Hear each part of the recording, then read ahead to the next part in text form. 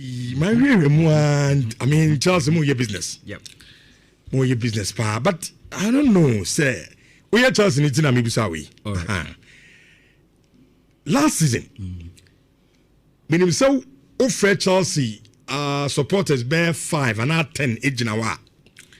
Emu bear 8 be can a Chelsea problem pa baako. We be a goalkeeping everywhere. Adia baako na hamo a goal scoring.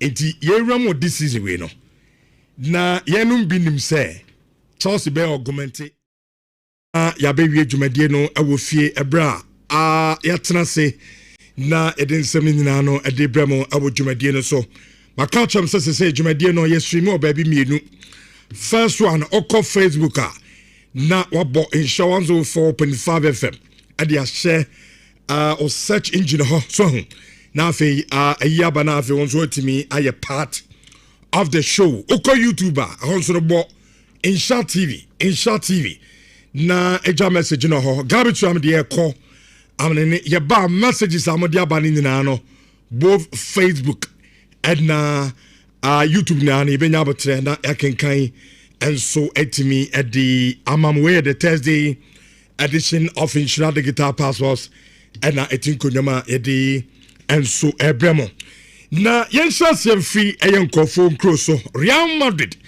yeso ma culture brand defense master Antoine na brand no Argentina yeso ma culture brand no betimi afitim na ono so akopetim foforo etimi abo Alejandro Garnacho esina kan edema aye Chelsea ono so no brand sisi ameka se odinani achem awo Aston Villa akosia kan on loan at the amomna sadi no honsempi LIVESTREAM edini nano edi ebe mayen Samsona Bayern Munich star Michael Olise arrantes sama mokaya to say wabe subject to air transfers na yatiti se bi obetime free Bayern no so di nani atrim awo team foforo na there's latest update on our brand Michael Olise and so etie for yede san komani nano edi ebe damo William Saliba akopra na anonso your latest update or ni plan ho a anonso honsam ye de ebedam awo dwumadi eso Barcelona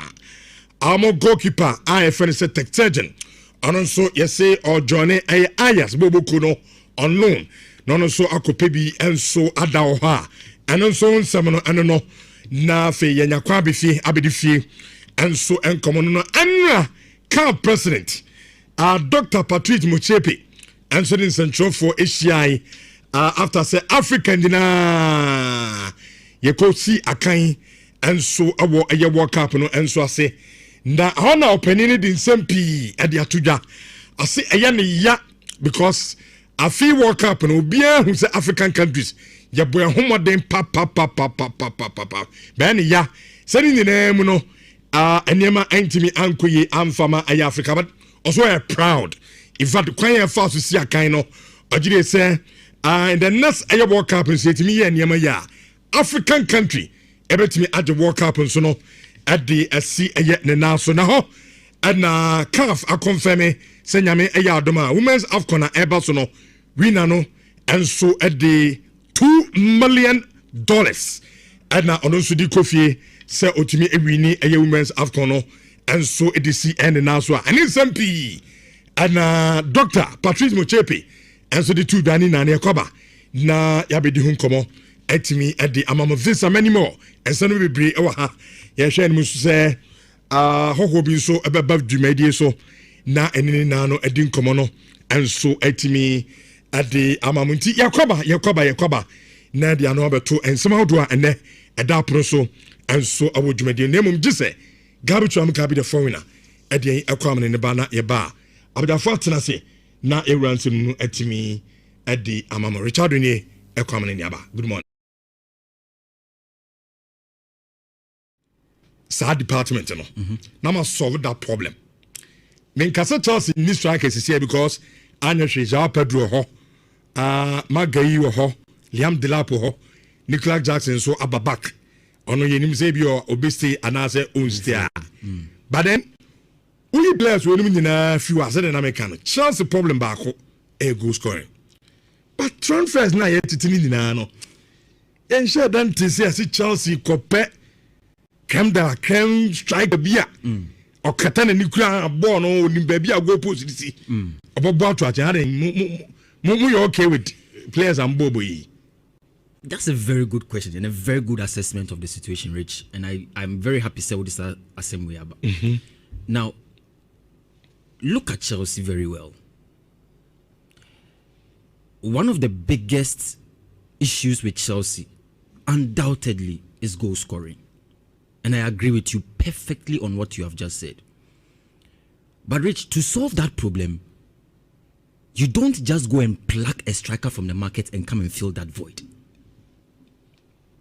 Because if you look at football and how it has evolved, there are so many ways that so many teams are utilizing to score goals. Inti Ushe, Pep Guardiola, the tactics are about Manchester City. There are times where Erling Haaland as the fox in the box. No? If you want to use him alone as your goal scoring strategy, I'm sure no way no goals now. Okay. So you have to be able to get certain players who can be complements in various strategic areas of the pitch to help Erling Haaland become the Erling Haaland that he has to become. Okay. Into social January Akofra Antoine Semenyo by. And you look at Antoine Semenyo and the profile he has, on your typical goal scorer. Yeah. But baby Ojinano, he can help with contributing to the play, putting the ball in the box for Erling Haaland to score. These are some of the tactical decisions a coach will have to look at his team and make. And to answer your question, no, and bringing it to the Chelsea perspective, no, I understand why Xabi Alonso was very, very, very keen on bringing Morgan Rogers to Chelsea. One of the ways that Chelsea beat solving the goal scoring problems this particular campaign, I and say, if you have a Joao Pedro who can give you that typical number 9 dominance in the box, and season a trem, very good numbers, but in terms of goal scoring, you will want more from him. You have to be able to create that flow and structural flair around the player. There will not be so much pressure on him necessarily to score for you in a game. But at the same time, he can be able to get other players who will come in.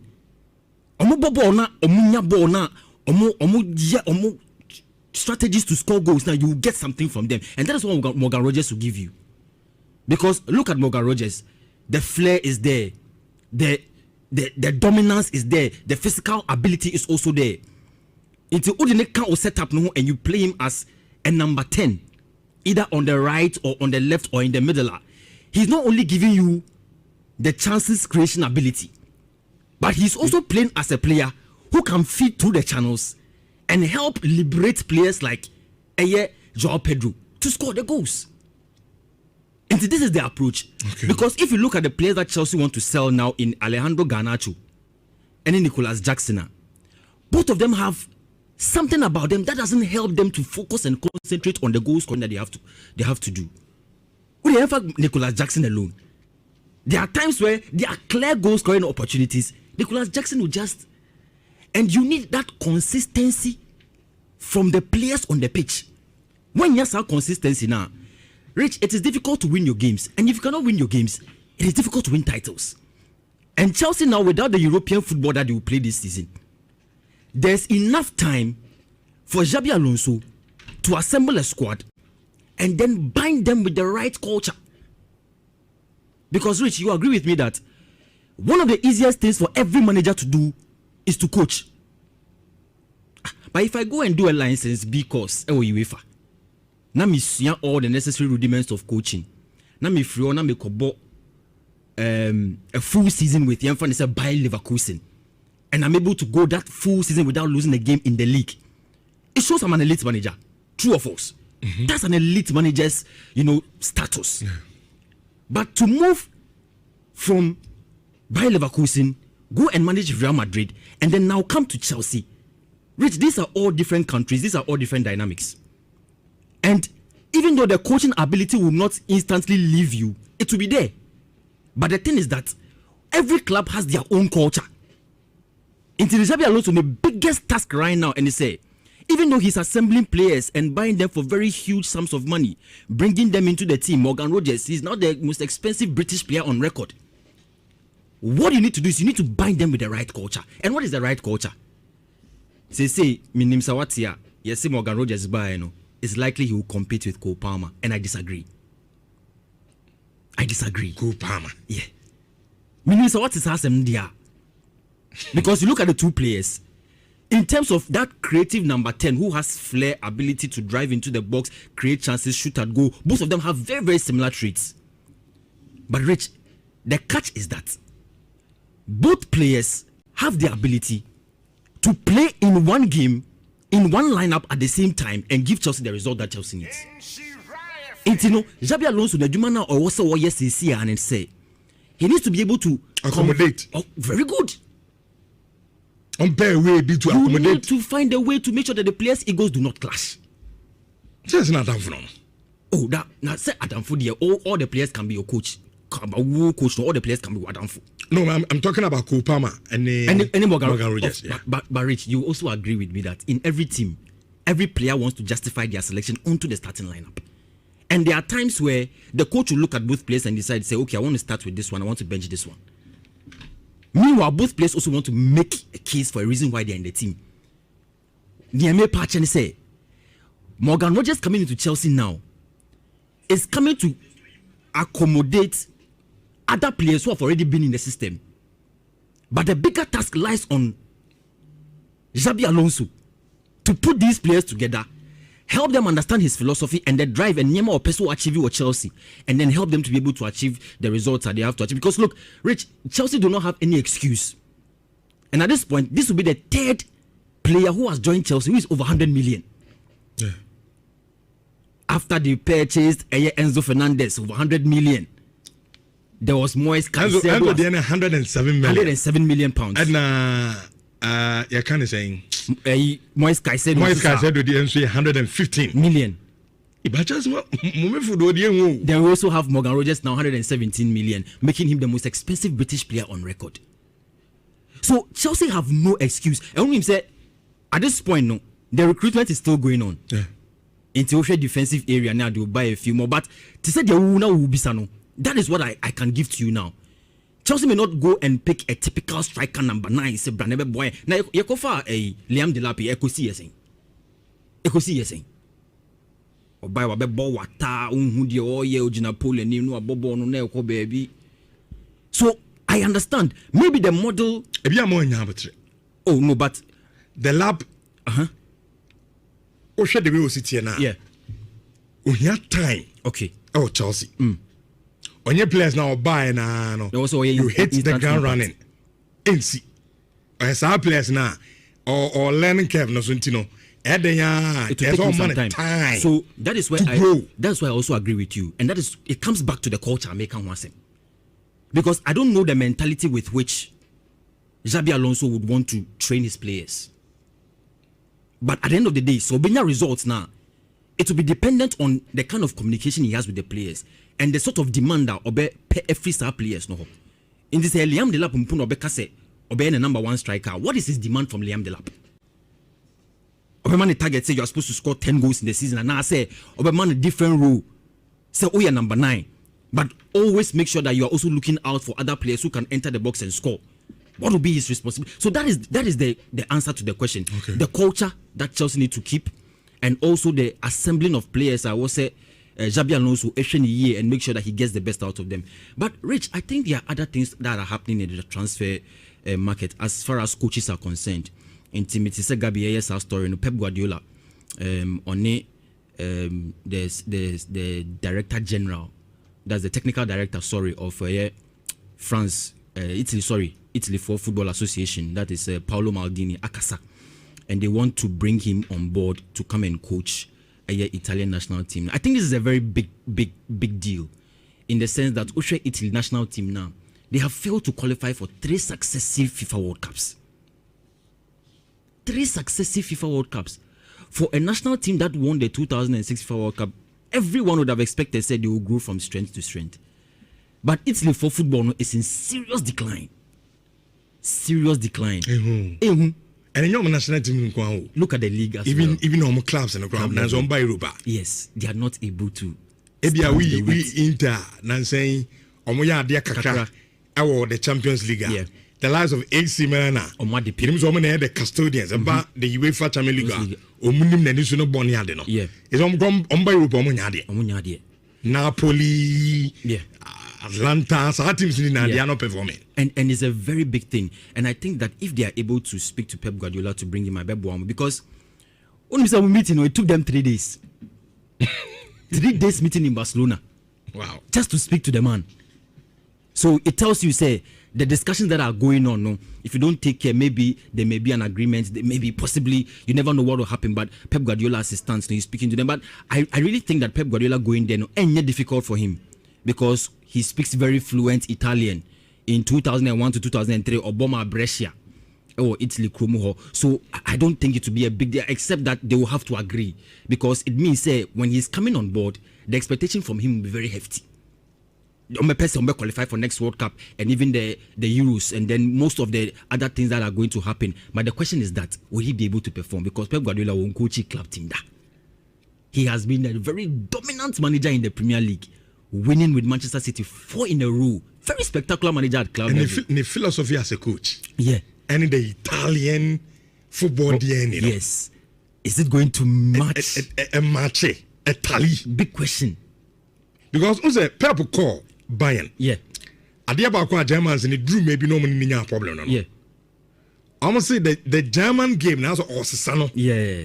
The German football DNA no. Osasana say or the that Spanish tiki taka no. Eba. And they were not so happy about it. Eba sana or the Germany. Yeah. On mine no crime first of all born call much.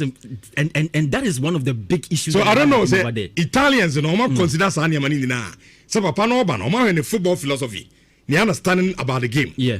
And the crime of first of all born near there no. And then the Italian game no okay. And that is why I was not shocked. Omuka say no mudi come 3 days now. You have to find a way to iron out the issues. Of course. You're okay. Pep is not a manager you can just call and say I'm giving you this deal, come and no, he will not do that. He wants to know what is in it. He wants to know whether you are comfortable with the football you come. Because Abasa, it means that I will say Italy, the entire country needs almost the philosophy. The philosophy of first of all. Because we all know the Catanaccio mentality of Mabombo. It started from Nkwadano. Very well. No one had the clear understanding. Very well. Then who bani na maybe.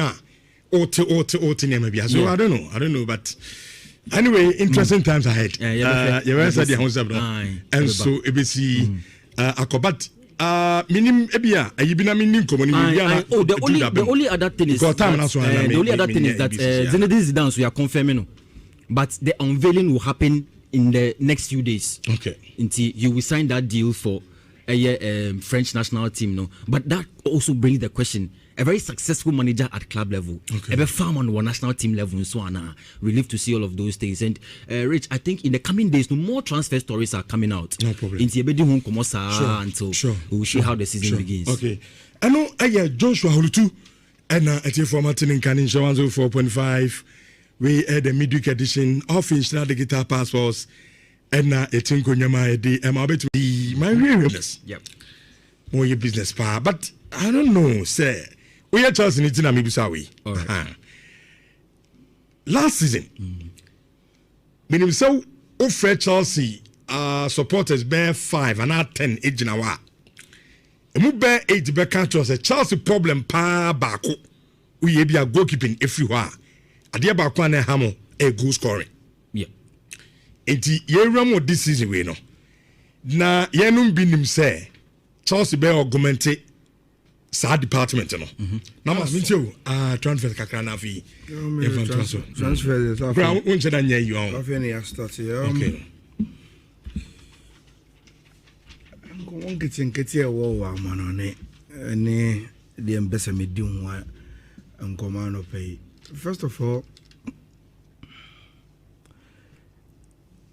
there is a certain trend that a lot of and I say young fan say Nansen coaches are omo excel wa monone amaye who say e was so udi actually and bakupa say I was building a very, very good squad.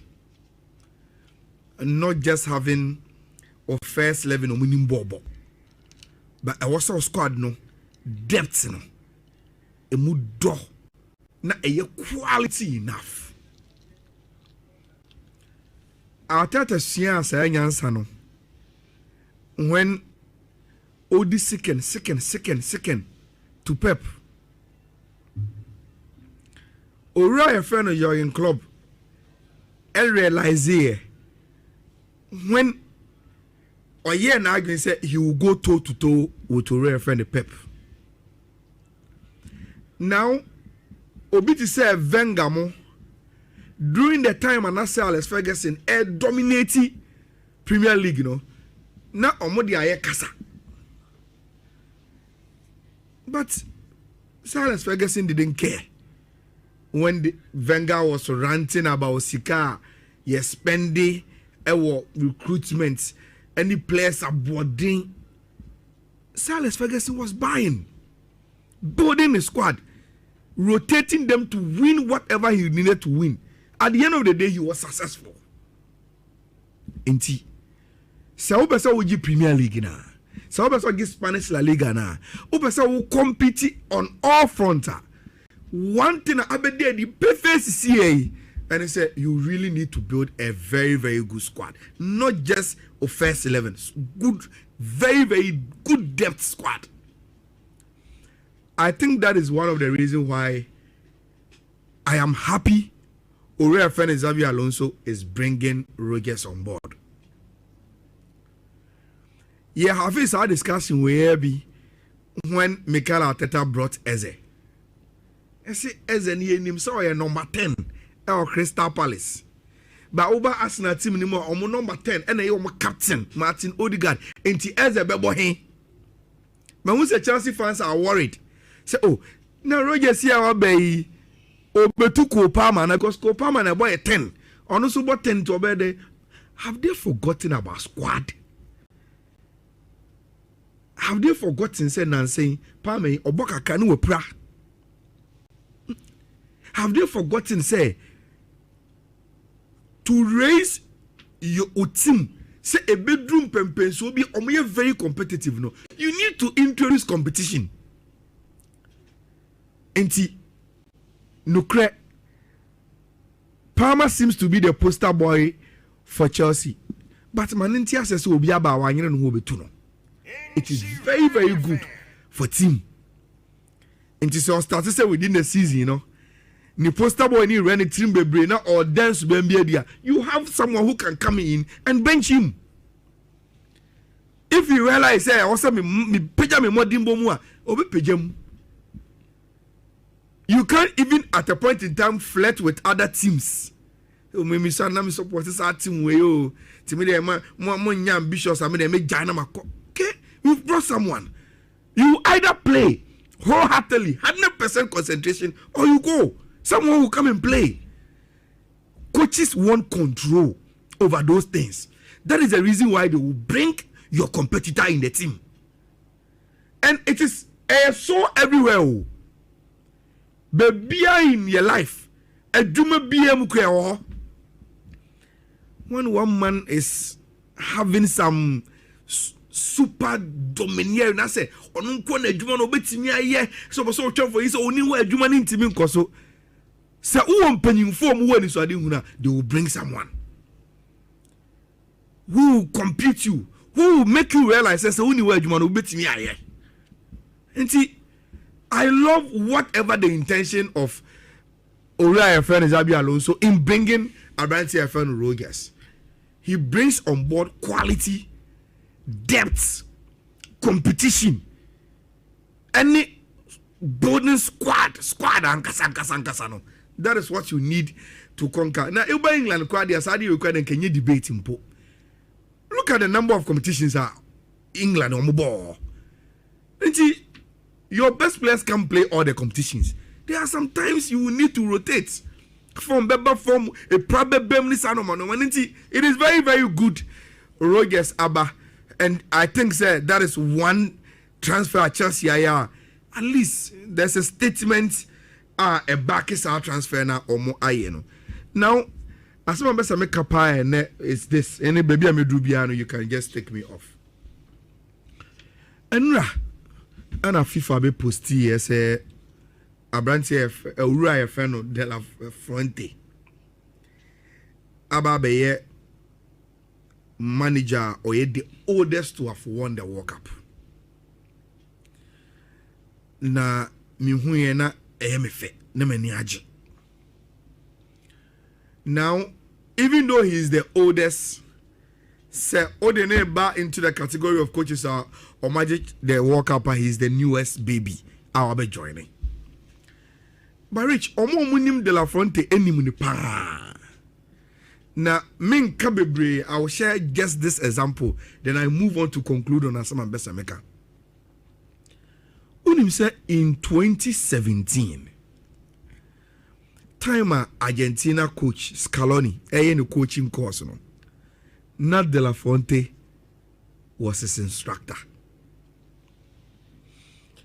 Na ochire na die wie no, because of the bond between the teacher and the students, on one is convincing to say the first days are or the ebeye attachments now or the besue human ombeye was Spain. And people did not know say time and two teams in the working on the pitch for the FIFA World Cup final 2026 MetLife, you know. In the dugout, those two coaches, you know, it was a straight fight between the teacher and the students. Now, good for the teacher, no, winning at the end. Now you see, Rich, there are a lot of good people are omuni mejuma, but until they are given the opportunity, their name will never come on the forefront. And see, say de la Fonte achira nkofo adio, say wa ye adwuma e back since him for Spanish football because he has coached at the under 19 with Spain. Wa coach under 21, wa coach Olympics team, you know, it was Spain. But sa trophies in any quantity, you know. Rich, it doesn't give you the recognition. To say, yeah, the national team senior and Ankasa amount. Now they hear the other, you know. And he is somebody who has gone through the rank, taught a lot of people, and now he is there. Now, my conclusion here: you go through coaches now about World Cup. You look at their class and your pedigree. Then it tells you one thing, Rich. Enye enkomo foforo, but ye jitu Morgana has say ye coaches any coaching education one of your biggest problem I Ghana as the so-called football nation. Biggest one of the biggest problem as see currently a coaches education.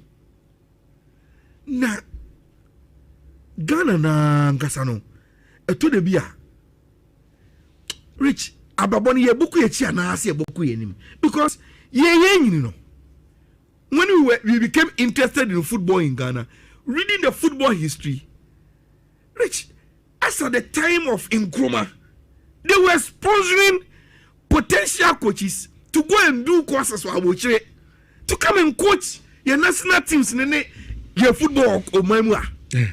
And then Crancy started be capacity building. It was piano, so Munkona Mundi Diablo Funachi. Good. So we've given various FAs at their level have given opportunities for exchange programs any senior man. But Rich, let's zoom into African Kwa. There were 10 African countries here called World Cup. I don't want to even bring Europeans. 10 African countries. South Africa, the Hugo Bruce called World Cup. Hugo Bruce ekuta UEFA Pro license, the highest coaching certificate on Sabetimiaka. Morocco, Eddie Mohamed Ouabi, and a buyer. Though of Morocco, Yawon Belgium. Rich Okutani UEFA Pro license as of 2018. And yes, our course, the highest certificate in coaching ɛna ɔde ba World Cup no Tunisia ɛde Sabri Lamouchi this our French coach ɔno so kuta ne UEFA Pro license Ivory Coast ɛde MS Fair Ubije di say MS Fair say oko France the highest coaching certificates and on oye it wanye ne course of Ivory Coast o a French Football Federation national coaching course no mo ye no and oye it MS Fair oye qualified to coach in the French League 1 so be a qualified to coach in the French League 1 he is as good as any coach you get we are singing you move to Hosan Hassan okuta CAF Pro license Kever coach Brito ekuta CAF license A oni papa tia ope and omo two coaches in Africa do omo call tournament ya omo kuta CAF license A2 second hoto Petkovic of Algeria Sebastian Sabari of DR Congo and Ghana Carlos Kures and you kuta UEFA Pro license. The point I am making is say Rich say if this is the standard of coaching at the highest level you must say yere toto impempren uba Ghana ye standard of your coaching na ye Ghana hana the reason why you need to in any local coach to appoint him at the Blasters level na these are some of the big lessons we learned from the World Cup because Ghana born we are not doing it in isolation say as a young one no problem be and I say yeah football be how whatever you are doing as football in Ghana, Rich, the standard is that to make sure say World Cup you are good enough or not. Now who coach is World Cup 45 FM ewo YouTube handle na fe wo sweat me adwane na so no sweat me papi kaba ana on Facebook no ade insure 1045 FM insure 1045 FM ewo wo Facebook handle na on so yet me papi de abom wo job message ni wo ho abde pay back in kan nyina ade ama wo tuma de so na ma men sam na se na men ko France ezan France man na no da wo bo eko se wo mo so ko final na ko mo esan ko betimi awene nanka tese niema so atima koye ede mama the last edition eba so this one the Argentina man ana tese wo mu ni o boy ade na ansa dan fefa amfa kwa ye amfa man France man no ama onim se na no da o mu ni England enema ba be ye pi so ama tese ade so antibe ankoye ende bato de cheni ano pay ye nya bakaka na reporter obeka say if last week e ba nyina no Yakato sa Didier Deschamps adwuma no ade no obenya jai ade ato ho na Zidane Zidane aba be fa adwuma no anso ato aso ana no pe reporter men say ka say woko the French Football Federation openya ni de Philippe Diallo wanom ana were president ade mo yeso openya no wakasa was by Tuesday I so on the 28th and also I no pa 11 am ana mo de adwuma no ade mazizu na fensu Zidane enso atema ya adwuma na te ama France man no and that means Didier Deschamps na adwuma no already enya ba na wie kwadada and Zizou enso fa adwuma no ade asa no pa 11 pepepe ana mo de adwuma no de man of France and no ye Tuesday dia baba e wo adwuma de so na no pa no ye ketire ade ama wo adwuma de so wo be ka feel last week e ba nyina no medical to e de ato beta ma menya de kakra reporter men say ka say ya so ko France goalkeeper de Mark Menyan we say open omo head and feelings because omo feel say as on go post no mo say da hu go bi papa bi a order who compared to the previous house once so many to say law with so many ade omo say go law with mo go so na no mo dida no enya bi na tese openya ni dina di Mark Menyan and so adema France man no omo say who call World Cup na one shot on target etimi to atenem na tese etimi ma France man every World Cup masa omo kata goalkeeper say o man home so because na fefo time no mo danom wo hello sir ade ba kwa na tese no pa say e bia penalty che ana na tese aye tin dia man better one on one situation yen service situation ya ade ne dia wo mu agidi ye pa say Loris aduma na no ye ade ma France man nya nu bi ana Mark Menyan and so e de ma France man no nti o ma sa say wo mu man competition na fenso o mu sampa goal post no anyo no kwa na ye ne dia ene de firi France eba e wa duma de so na no pe no make it kakra de ma we that no na me nko banim kakra na me nko William Saliba na wanom I have France player wano essence akan edema Arsenal boboko no na Arsenal yes before say season ni baba na we no ana medical staff na identify say Abrante no or back problem na nanka san ko mo na nanka bia Abrante no surgery akoda na anya wodi siakan edema Arsenal boboko rimpo UEFA Champions League no wo hwe ya aduma ni nyina demomo na anwanti ana famo pa World Cup time mo ko World Cup ni na no minim say William Saliba wo problem kakwa so mo he so nyina no mambua amonso hwe enso ampe enwa sebanka to se wo mo the last game amonso ebo anata se against Spain Abrante nso antiman wie game na wo mo change no ya the France for kwa wagidie pass against Spain de maya wo meant to be kwa unqualified final ni nyina ya Abrante de William Saliba enti ya so mo wie no mo ne Abrante ne kasa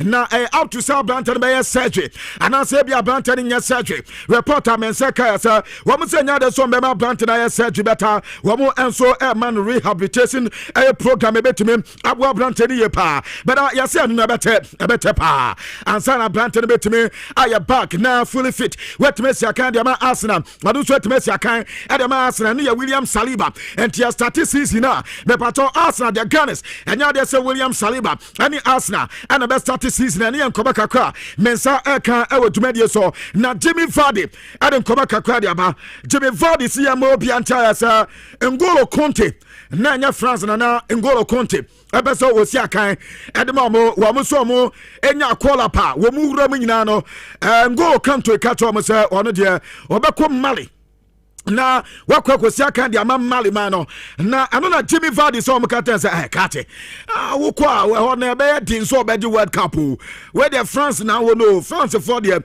body maya World Cup kwa krobia so beti bi enti nkebe ya pa dia adia so be reconsider with this season na why so be kwa bi prem na wakosi aka dia Mali no enti Jimmy Vardy so mo no mo anso ya no mo ta so be convince Abrante a ne dia di N'Golo Conte ana N'Golo and so dance to their tune at so don so ebesi akan edema France manampa World Cup no so Abrante no anya nti bia de sa ani enkoba kakwan so eja eba ewodumade so ne ye ka tire de ama wanchisia wodo nyina enso aso ewudimi zada bi na no de omenti bande na no dan de omenti bande ana afenso the last edition and so say ade say and so amfa rando kolomwane and so sana de no koy enti utimi say ade ne koy haye pa ani reporter ja eba ewodumade so ene ye ka che kakra enso ediama wanchisia wodo nyina so anu nkoba kakra so eja ye bo eche ediama ne me pato de eche de ma me nko Ghana ni pa ne tim enso edi Abdu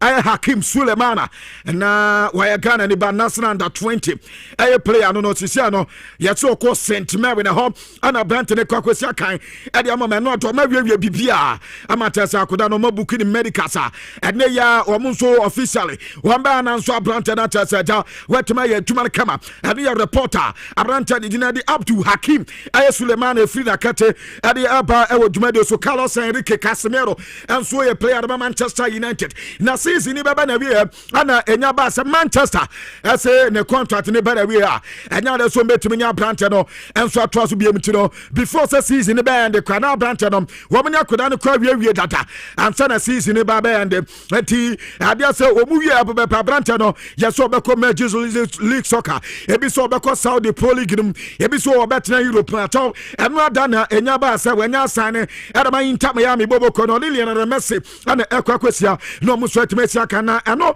ana no ada Carlos Enrique Casemiro adi tu just yen kanto biasa Messi no ne kwakosia kan e brutal adi man ye pa wiasa fana nyina open one of the greatest players Lionel Messi ka ho and you all kono de okwakoboa ama Lionel and Messi edi man nyina so atima koye edi man no aye reporter ja eba ewodumade so na make atre kakra de man na ma men trene na men ko ba sa men ko ba kakra Hans Flick aye head coach at Barcelona and Abrante de Frankie de Jong dodo na friend the Super Frankie Barcelona says Abrante we training ya no anytime be a transfer bebe be opportunity ewo mu but the latest update eba yes akoda we no one Hans Flick enya aye problem kakra and to mu nsada anya fine ni nyina ya UEFA Champions League yes second leg game a total between Atletico Madrid and aye Barcelona no I wanna asem ni nyina anso sase yes the esi enie Abrante na wanya no kakra na tese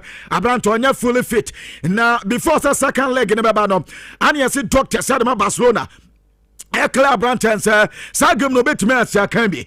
And the other flick curtains and Kaja, and you required 60 minutes there. One bomb farmer Barcelona Bobo Kono, and Tomu Panko betting in our Branton at Maba. Yes, Hans Flick, Eka Frankie de John Curtains or known to be escape. Ni injury, and Mamma Saka farmer Barcelona and to know Sana, where the Adabraka, on your full fit, went to be more. And yes, Hans Flick be saying, na, and you're not medical to me, sir. We okay now, players on or didn't honor dinner. I know him the way to 25 no and now there's a Saturday no bet me can Adama Barcelona yes I know that that's a problem and so about one Hans Flick in term and the sound common my say Sisano call Barcelona I'm a say players Hans Flick pass on no more juma this season no Abranta the Frankie de Jong and said kind of plans on and then come back across so men say come oh Jumedi so and then I'm a pandemic catch and so at the amount Abranta the Juan Ramon Rokwame and come back the atuta wasi yankwa Argentina na yeni nkoma kakra wazo we Argentina tama no womu nyini banyina no womu nyobi ti se Liano Scaloni ateso ono rekwame wane abrante nyina na enyini ye entu onyini no ohuni ye pa na at a point in time wazo ba Argentina ame se womu beti asese the football court Maradona anyone dia football no esi mera ombenya certain quota ni dia de Liano Scaloni ama Argentina san rise biem wombenya obi a ni dia de Lionel Messi ama mu se peak na san basuru biem eni o ka che obi ama obi ata sa aduma na Lionel Messi any Carlo Ancelotti and any technical staff na any players na in fact I ade o mu hia basubodi ye pa as at the point in time Argentina nobody so mu football na era no Bibia and elsewhere, not as a man for a year to man better. Argentina tire, it's a new mutim baka. Wamaya to man, the last edition, Quano, whom to be World Cup Maniama, and to quay the mom Tomo Camo Biata, sir, which ya Lianos Calonia. Now, with the Basubada and Diamano, which any staff I am member, not what the Omase, and I wish any player be than I say, Moment Chas Argentina mano, Wamusum Puye at the moment ye panum, a report and baton, opinion it Juan Ramon Rocame Ediba Ewo Jumedia so afe maminko Michael Olise na minimza san ko bana matitibi yase abrante no edaya watimu ewo Germany no office adenim ana manfo so dabi ene dami sa Madrid na abrante no bampato nchiremu wom anya Madrid ana abrante de ba pese do sa Madrid for no aka mo obi ata yasa akona de kwankro bia so wo mema na ba be sia kan e de ama Madrid beda ade no ofi mu de ne pato informa de ho na ne dance 2004 ata se dan be di abrante no enso ensem no ya se na ade se abrante ni tin ade Jodom atemi mpoaten wodo na sa fie no ne dia na 2004 no sa se so de ma haya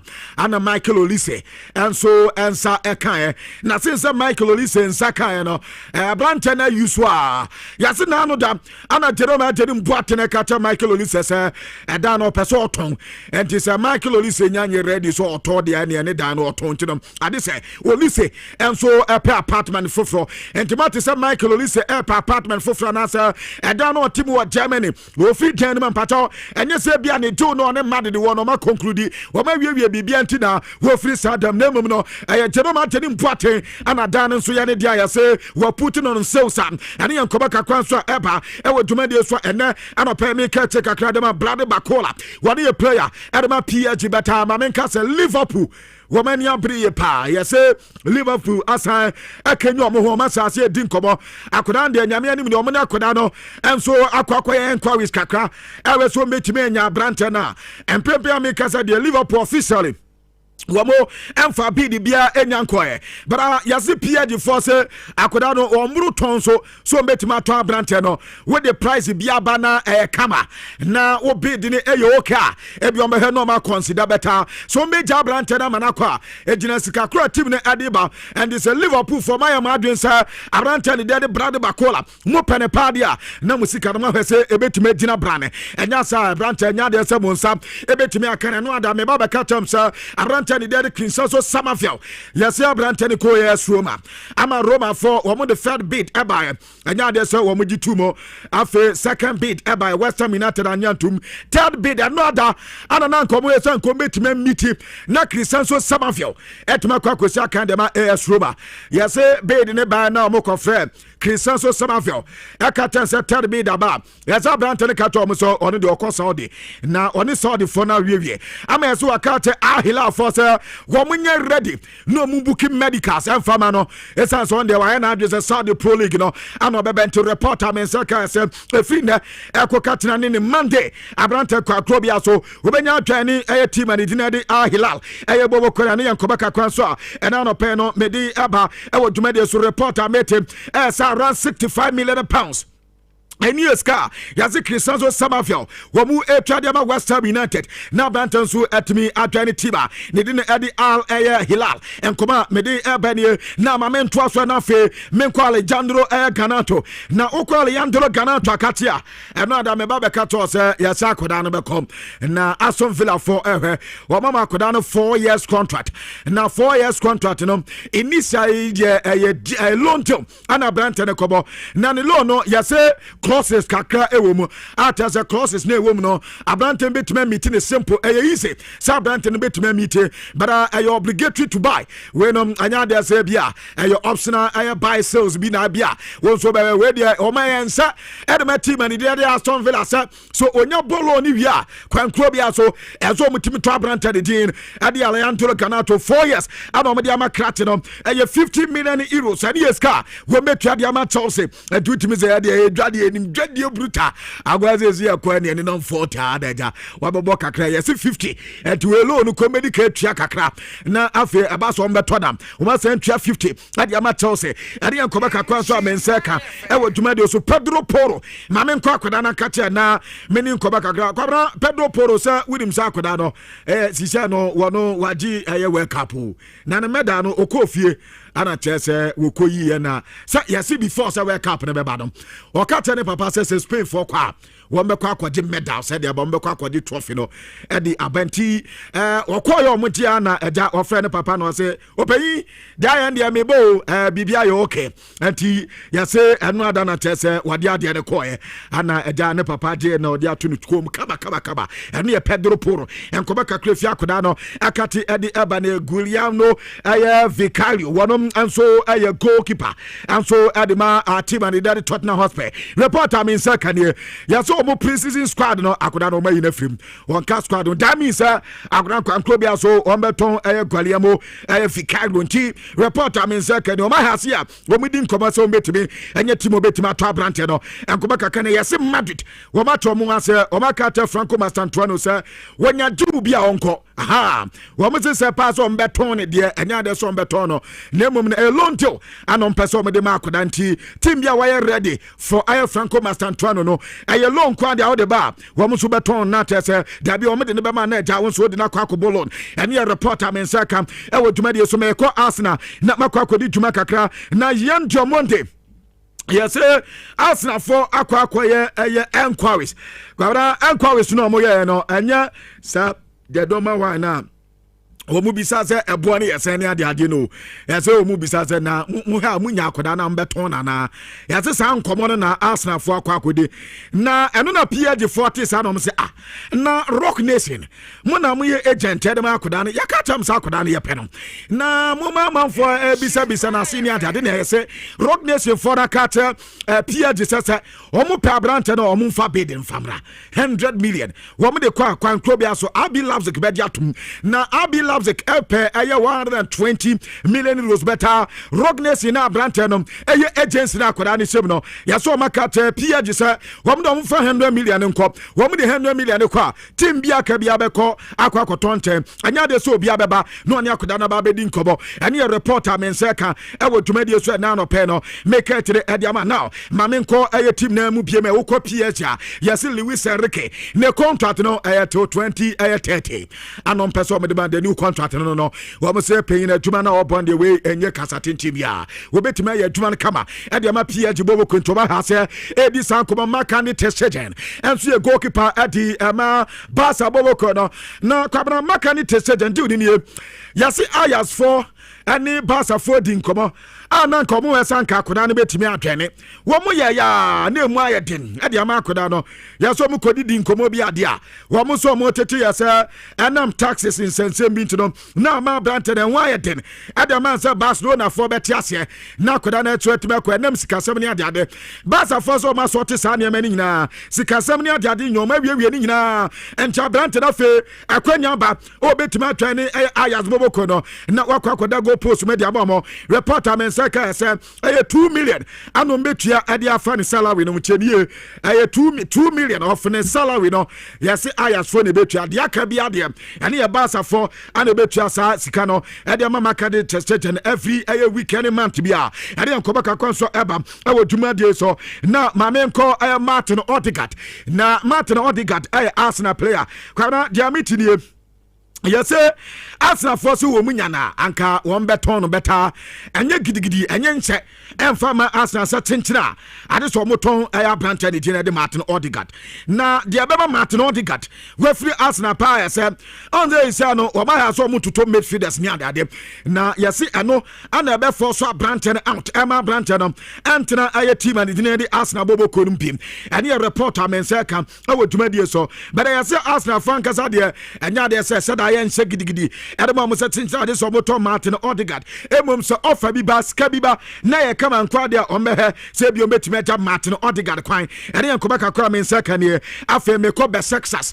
na madi nkoba kakra woko be Texas boboko na ene Newcastle wo mo player ni din adi Joe Willock wo mo tase omunya Joe Willock wo mbe peye pa enti wo madi sankoba no atase be Texas for tase over the Turkish Super League na emu ya dem enti abrante ne hwe na nkaja womna mesaka anso famomo ene reporter mensaka wo dwumadie so Osman Dembele anapa yase Al Hilal anso asase din komasa Osman Dembele de kwankro bia so ese womne abrante ne basania womo sa Crisanso Samafel no one player omu hia na panom Osman Dembele and is Osman Bediatum anasa Osman anyintum no anu de ejuna akoda na nkasa anso so anu ya de free PH ni Dembele akatede ba meko Madrid na Madrid sa wabakata brantani de Hendrick anafe Gonzalo Garcia sa de chance wabo plans ne de kwabena wamo nsa danye players wamo kan sa na wamo nsa da se bia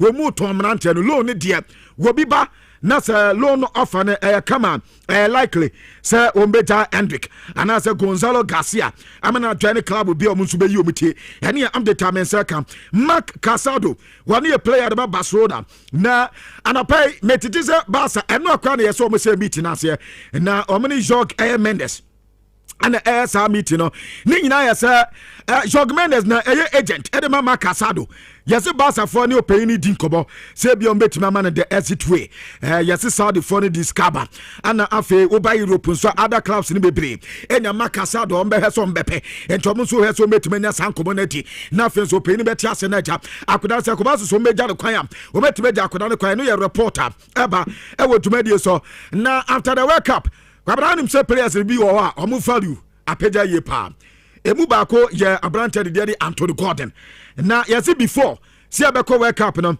na abrante no wo ya pa wo bia person to abrante na bia nka ne atwa value pa no 65 million euros eja Barca for so metua 70 plus 10 ni nyina ye 80 na kwabana yesi ebo World Cup ni wie no 80 pepe ana kula ne value na kwa kodu and this anka Barca for Antonio na no ana nkomo twa say wie World Cup no beto akoda na kwabana anka Barca betumetua 90 na 100 million euros for abrante de Anthony Gordon and your reporter Philip Barca akate adi eba ewo dwumadie so na another me baba ya story akato se Pep Guardiola wo benya ko Italy na wakate the Italian Football Federation say so beba pa dia ade betima na ba ya so mo ntiase on tra Italy ho obekọ aba at the time umuhiano no aba be adwuma no we delay 5 years na osanko enti so mbeti ase enu na ye ni problem pa yase no another one so aba another one e ba ya say sika na omede ma na ose so wono ohia 20 million euros a year so metima ma na 20 million euros a year double pa there the offer na kwabena yase open say obede penny na ono so etimi aba be coach the Italian national team and a reporter pa e wo dwumadie so esan say was prioritize the family no more than any job unti say the family ni happy the way near Messi kwa so mbeti say the omunya no double farmer no afen su krom ho head antena ho at a point in time omuhia no pa be adwuma no ko enti pep go duala no komo kakra wodi bani we su na me gina na enkofa ma so 7 na no yetimi edese e wo dwumadie so I ensure your number one account radio says dia sentiment nyina ade atumini o messages welcome o Facebook and after YouTube ade ba na yakenkari nyina e dem akwabena bibia ne achi dia ne ma memfa ensi ahanum se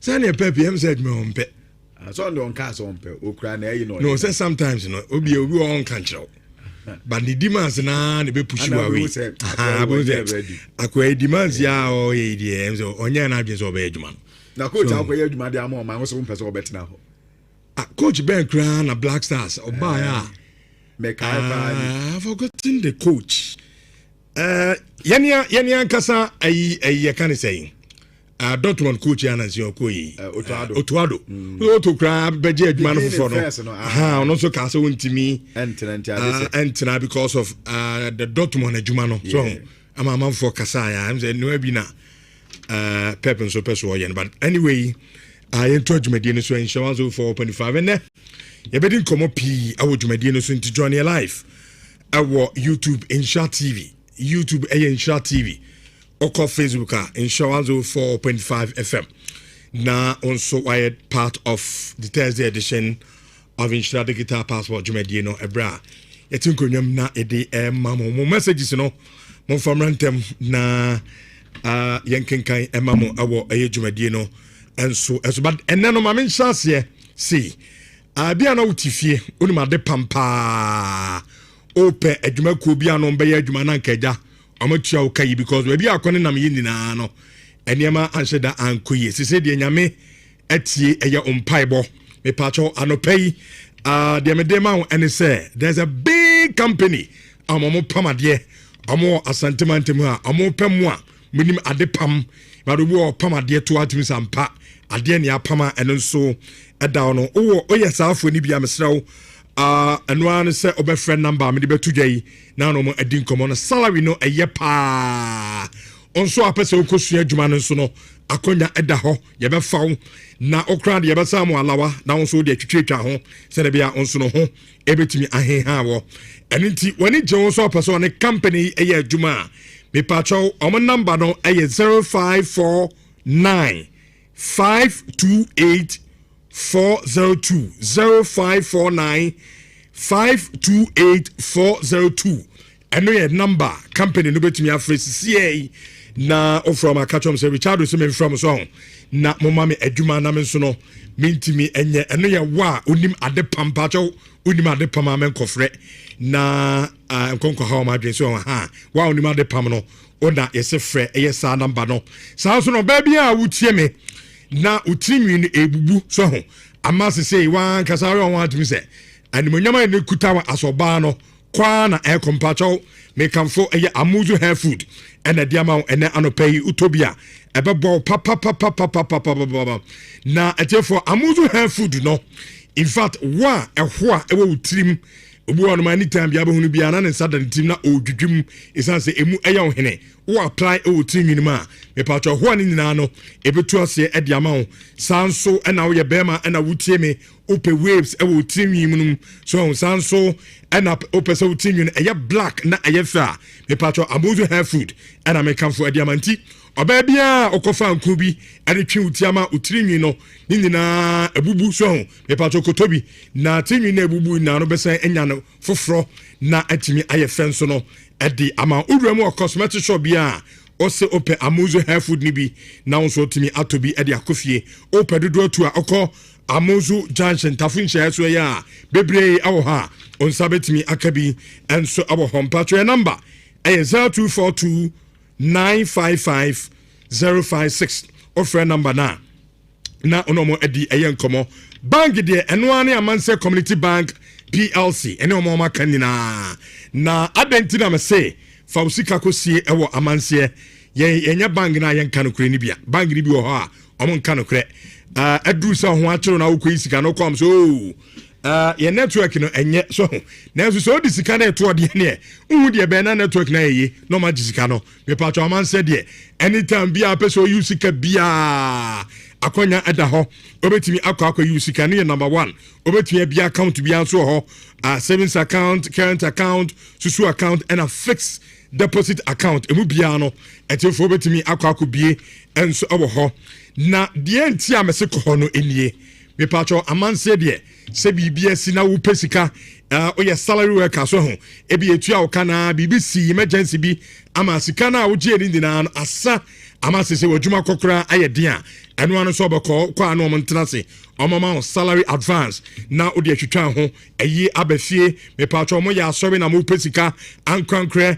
ana mo yekuo mo pesika ade atre eye monso no madwuma mu a ni nyina na akonya adaho a amanse odi oba ye ma on kasa nchekra na yama osika ni bi na won so timi ade akosolve eye problem na interest rate no kolem edafon boko a obetimi atua unya eye problem bia anything from na onomo eni ho enkomo 0247 200013 yam branches no so de bebre ahonto ye ho Sofoline Santase Roman Hill Asem Akokare Sansona Manso da tono bekwanum manso adubia na manso nkwanta na no boko no ma amanse ya krado a ye twen se monso mo betimi abana yenemo atnas Jumia Ghana app no me pacho so wutie dwumade yi na unya download udi dia ene o ye ho pa isanse Jumia app no etiefo ko na upe bibia to ade di kan unya ne ntem de to so mienu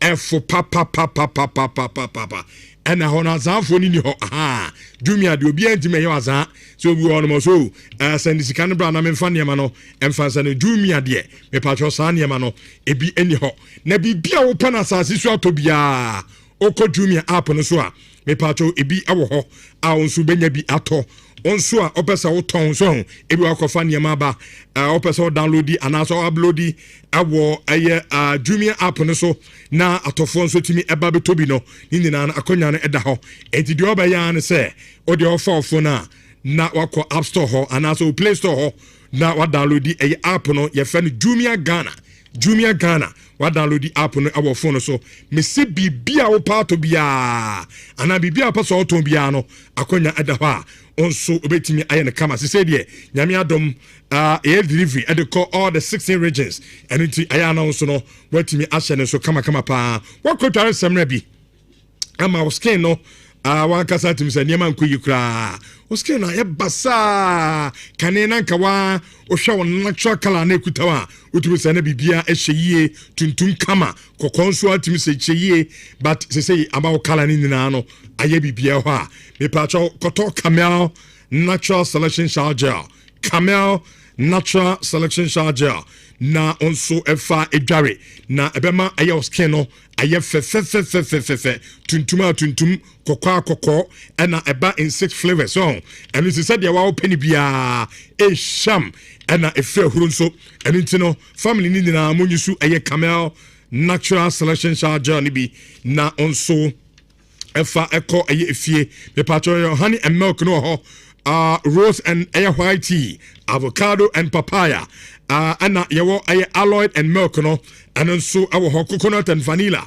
and blueberry and lavender. And mubia bejibiano, kama. Now also to me at the gaurem, our cosmetic shop biawa Ghana, also open air camel nibi, at the free Europe, abruchimem and Ediaba Ghana, FD so adje at the Atumu 0243 744 855 King Dave investment omo adama na omo kofa free Europe abrochimem ediaba okodwa so sisia ebi ewo ha wonsanso no ebetimi aka eye ebie electoral and seven control say world cup ne dia boy we ba still na ɔmo promotion no ɛma na wie promotion bɛn ɛna meka promotion nyina ɛne sɛ yɛsɛ bɛtɔ flat screen TV ɛsan ɛyɛ smart ɛsɛ de wiase no wopɛ baabi adu no so ha enti na obi wa awura ne dem a ne TV no ɔde ne bibia ɔbrazo so ɛde yɛ ne businesses ɛne ade ɛno no agye sɛ wonya ɛyɛ smart TV ɛna yɛ saa nneɛma no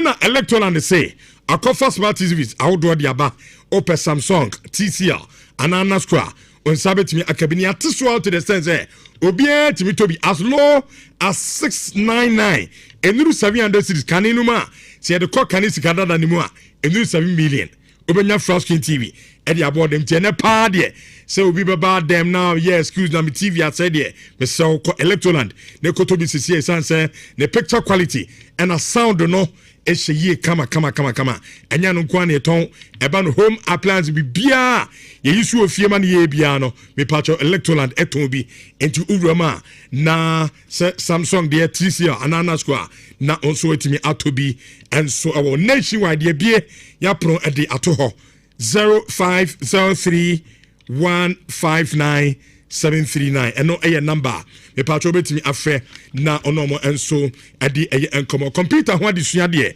eye Union Practical Institute ena oko na omonso etimi aboawo makacho se ene umpo wasua de se den se wonim computer wa hwe a adwuma no bechini saa so okọ a obi aju CV a ohwe ase adesua de wo ya ade but computer no so eno nko a na chesa a disqualify basa ebe mo atrefi enso ache eniti no wasua de awie a me pacho fa computer adesua no fa no so fa atache se na bia odwuma sem no bibia ebe ye kama enso etimi edi amaw ene anopai na de tie ne ebia na wo computer no nim ho maache obetimi aba ebe kirew ama wo hu enkenkane enkwade ya amawie SHS ene JHS yi me pamcho awofo no moma omo entrance mo nkoye registration mo omo na omo enko school bi school fees no fofofo enu san result en emra no na wosua eye computer no enyamu eyedem de onso apeso ye top up no your professional courses awo network and cyber security engineering, computer basics and office administration, data analytics, edna eye design technology with drone eye piloting ene dia kan in artificial intelligence AI mastery ni na no omo eyebi enso awo omo akache suku ameka wasemi awo kumase sisan so ya si bus stop na from awo 0555 383848 namuno eni komo the new Bigo energy drink and so we just one me pacho anytime bia obeso onum energy drink no he mami tufo energy drink bebre and abedwa so but all time oni na ho anything no pay me kamfo Bigo energy drink no at the amount when no side effect so how no ma ebe bow ye pa ama won so ahode na olusu ye ni dina obenya ne back now so no watimi at the abo adwuma kama panti mo amotena se kanka taxi drivers and the total drivers me pamchawa monto eye the new Bigo energy drink na mo no na ebe bow mo pa finally eye na P phones and accessories me pacha wo tie me na phone asaya ko na piece CA okwa phone bia peso okuta bia you be awo ha ebo no da phone fo ya be so obi atimi to phone awo ye na akache na unim se yenko na abeto phone awo ye ho na osika no enso a yema akonya na watua half na aka nyese on fa phone nko ya be ma the phone e de akofie na half na aka no yama 3 months to 12 months now the tweet and kakra kopem so betua awie ene promotion number 1 promotion number 2 and say yeton home appliances TV flat screen TVs no yeton bi awo ho your fridge your air condition your iron your microwave in fact bibia ye use awo fie bia na pi eton bi awo yen akache na ye niam no ye seda fa papa so ye fa quality and bo enso da form na ya ton enso edi amawo na onim se me kase ye owuram awo na pi ho a oto ade ni acho ade foforo oto ade ni acho ade foforo enti bibia beto bia ugina ha ebia fridge ugina wa niam iron anase eye ebia kettle se fa kofie na enu ya chede a na pi enso ede chew kwa na odi account niam no ho ede akofie nti wani je ho a me pacho wuram o kumase adum PZ Nana Kwesi Ajima building him Sanso Edna Obiba JK building him opposite Prudential Bank Edna Asida House Kesbin opposite Monsabetimi Aka Omo Tamalefo Monko Abuabo Station Enkra na utie dwumade ya ko Madina Zongo Junction CCA na omo ewo ho ye number ye didi dwuma no 0533093422 omo ana aso yasena anopay the Thursday edition of Nhyira Digital Passport dwumade no yetin konwama ye de Emma Jude Owusu Bafo. Good morning. Good morning, Minia. What is saying? Nyami adum mpa ebo na nso e. Nyami adum. Nyami adum. Minim baby apeso de en. That's Minia. Esa se di free. Okay, bro. Anopai meko Italy na makwa fa about Italian football. On say per story eba no clearly indicate say the likelihood say Pep Guardiola ebe kwa fa the Azzurri national team no very low. One shakra ANC by virtue of the airco. Because Rich, initially the Italians felt to say minya kwenti Giovanni Malago, semeka Giovanni Malago on the FIGC president. Minya kwenti nensemwa okan or your interview wo match this Galatio. Na the interview no ye no. And no chere mu say Italy for now FIGC na nkasa. Omo a lot of challenges, especially financially, almost huge financial constraints. Now, huge financial constraints now, Ochremuno. And Ochremu say, Italy qualify one qualifying Fanco World Cup. No, sir, offer no operational cost, any other cost are a day abre FIGC na. Utotalia estimating around 34 million euros. Hence, Omo Bokayi. Into Omo Ankasa no challenges no elho. I mean, say winning Italian football in its entirety Ankasa no. The challenges are almost a facey. After Saka show polino, bepem ne. Italy intimate fan into my pancasa aim fry. Into rich. Okay, no no say because of the level omo person omo edu omo game no econo. Omo believe say nipa of faith into the profile, the category of coach omo pese obe manage omo national team no. It's Pep Guardiola. Into they would want to go extra mile. So in as much as omunim say sikasem eye issue kese pa no. Ombe pese ombe kwa bro omo ahoden so. And reach out here ya. Story an about ni ahre say now me ready so ombe ma Pep Guardiola 10 million euros. And only sika anga so omo ready say ombe be ma Pep Guardiola. So it tells you that looking at omo current situation, omo dim so omo ahoden pa omo assess niema holistically and realistically. Omo believe say omo ahodin year pa no 10 million euros a year or a season. We cry the national team cry the enya no a year. Rich, utie the Pep Guardiola enso a demand there because currently he is on sabbatical leave. Now utie the Pep Guardiola a demand there no demand for at least 20 million euros a season. Double of the Italians in the Debamano. Exactly, man. Double of the Italians, no, at the mano. Rich, sir, okay, say, oh, call by virtue of that. Dear Etreni say, dear not Guardiola airpen. Guardiola person babe, the highest paid national team coach in the world. Reason here very simple. Because currently, the highest paid national team coach in the world, Carlo Ancelotti, or coach Brazil national team, on only 10 million euros a year. And he said, Italy credit decided so almost 10 million euros a year. Almost the number the same bracket of Carlo Ancelotti.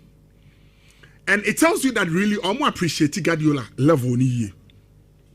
But Rich, Guardiola also in person, I believe he said no 10 million euros no enye enough and farmer me per double of that. It's certainly Obeba be the highest coach in the world, national team coach in the world. Rich with him, Obebi sound who say a nice strategy and a Pep Guardiola. AUC, and they catch Italians, they say, are you interested in the job or not? Because just a nice way of saying, say, I am not interested. But on person can straight away. Hence, on say told out to me, NOB, even radio cry any day. Obet me a show obet me a ball figure be pa. On say realistically, on show position. Why explaining your man swatch and manati as say, this is my position currently. So Nippon him say, Abu way the station on Timin Chiampo. But on also ferro on Timin Cancho and Menya ready some year Jumano. To on Canisano, or Babu Drama Bo. Till the Abequa is okay, a Sikasamuntina, Yentimi, Anya Jumano. And to be shown from that perspective. And also Bessan and say, Rich, Unim, Guardiola so Yentias said before or the Man City, a Jumano air to Guardiola was earning £20 million a year, but also okay idea. £20 million a year.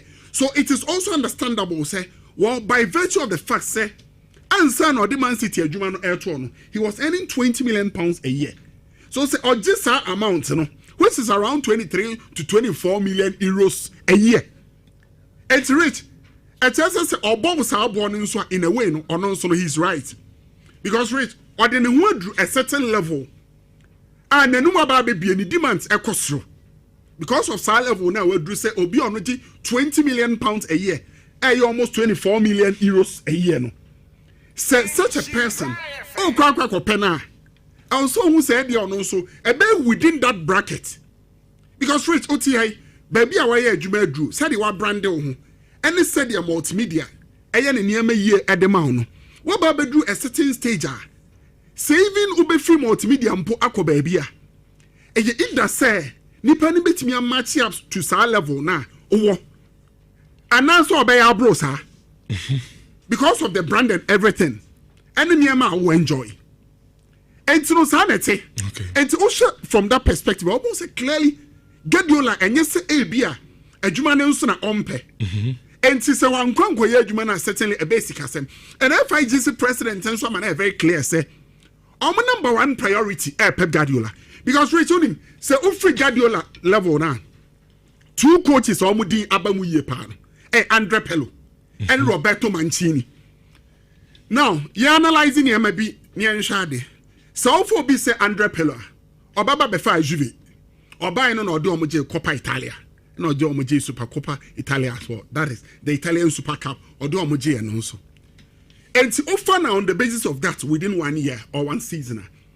Now, never the perspective of Pep Guardiola within that context, no, clearly won't say, Emu Wadodo, a mouse ahead. So the next person I can ask him is Roberto Mancini. Now, Oba before Roberto Mancini, maybe Remfise Mancini and so add to a certain level. Rich, or the Inter, AJ Leg, no, 3 consecutive seasons. And then on Kwame Remfise Oba before Man City, and the Omuji EPL. On the Italy, IG Euro 2021 no, so be care. I on the AS had no with Italy. And to also a certain level. And me cry in person, they honestly suffer by virtue of Pep Guardiola and the achievement as a coach at club level there. Rate a honor clearly or brew so. Because winning 41 major titles, including La Liga there. Or about 2 or 3, winning 2 Champions League titles with Barca. Was had the Champions League title with Man City. Was did 20 titles with Man City. A more treble near the so Guardiola no, at a certain level. But okay, say but national team level, so perspective now, Rich. Then you will begin to appreciate Roberto Mancini. Saying Kaushen ye passe when I get Italian job nase. And Roberto Mancini. Because Guardiola and national team there. Yeah. Already Mancini is an Italian. Sign check Italian football in history and alpha Italy national team. Almost success is virtually. Almost coaches. Only since Italy national team only 2 coaches and foreigners. Obeka this Herrera man. Obaba befa Italy Inter. No more friends so before. Inter domineering period or Europe no. 1961, no, he was the manager. And Ababefa Hungary, Lajos Chedley, or no Babefa or Mutim. No. But no be any honor to me at the Omu, at the recognized trophies. And even Italy, Nankasano. The coaches and the 4 trophies are watching FIFA World Cup trophies. No. And Omu and Kassan Crow for a Jedimom.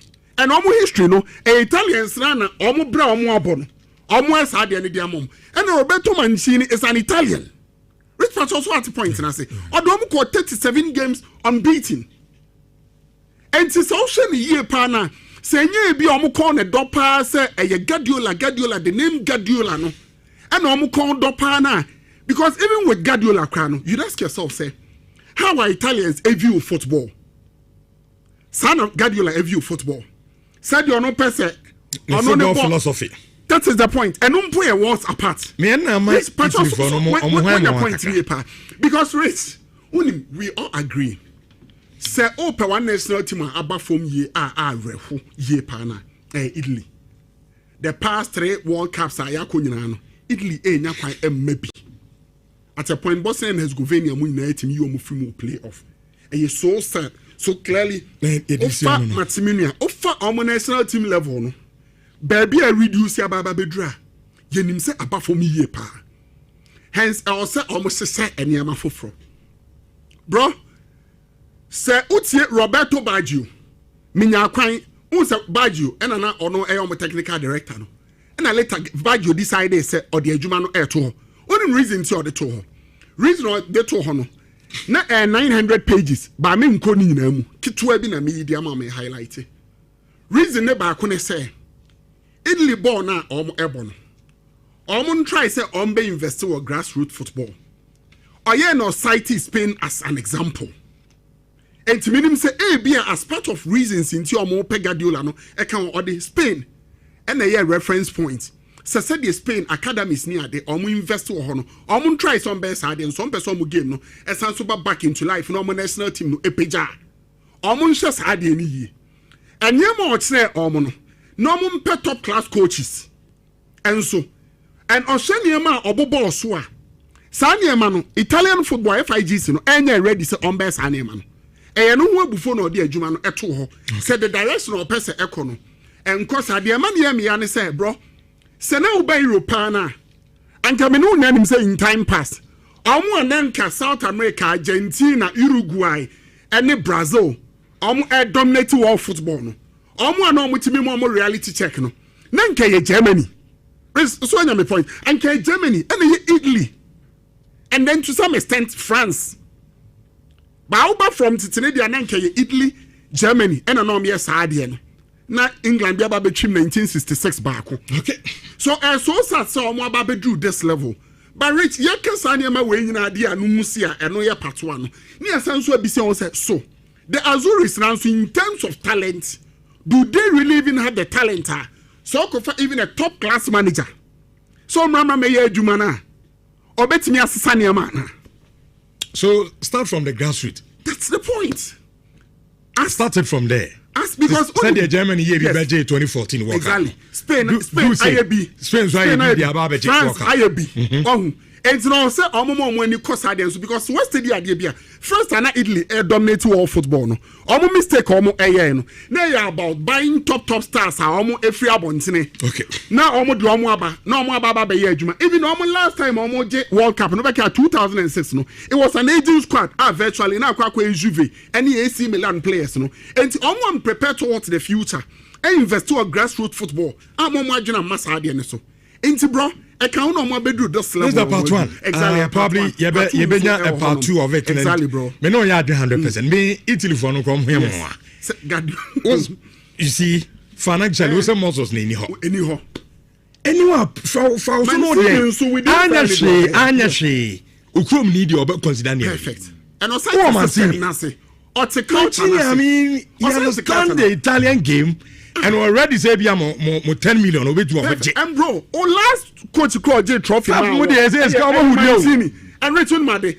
National team players they call on. Do na your mom win is high heroes no.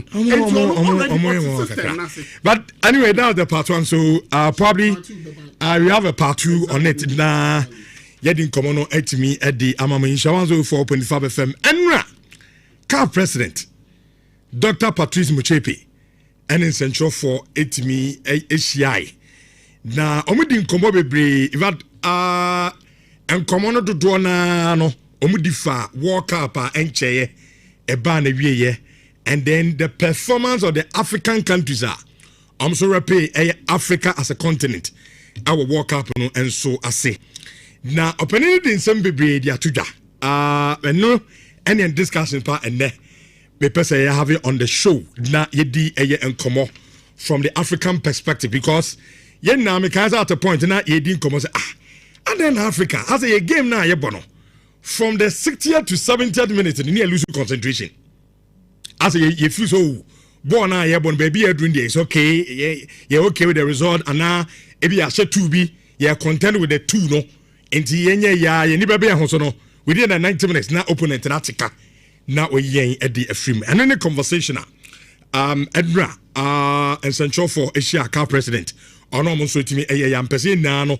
ye din komo o say ogidi say e bedroom rebi no an African country e betimi awini e World Cup e feasible ana say dey na e ka no talk ship san community na e be have awo ejumadi but me samoma mini komo kitu e bi nwi mini komo kitu e min chekra mi wie ya na ye zoom straight awam na ye di e Dr. Pathy Muchepe car president and no press conference on so ye no na in communi pa emfa emamo mene yiniat practical institute in Penfo and na ad a year enkomo openi mpacho good morning na I want to say nyamia dom bibia boko ana yet sanso chia etiefo so nyina etiefo eje wo so first off media minimum aduma amoye but obi o bia the first time kura bia otie in share family and on the first time ote Uniat Practical Institute pacho mo ya hwanom na de adwuma de pote na modi o wasante mantemu ha ye ka Uniata sene dodo na enim no IT school ana institution ana adwuma ku a ekre IT ho enyoma ana IT training but the ema ye IT ni down so no say Uniat no ye IT training no a practical che say ye na wo ye nti ube skuye no na wo ho nimdie say professional pepepe okay nti basically some to asia ne tintini ni tietie nan say mo de eba computer adisua ube so obadimu ntitia eno ne dwumadie potia mo nso mudi ewo eye Uniat Practical Institute na wanum sa na qualify so obetimi ababi obia timi ba IT no bibi wiase ne aircon no so woni IT hu nimdia you are heading towards a path we be ka say o ko path unti nya bibia no kre pa bibi a o keka ko no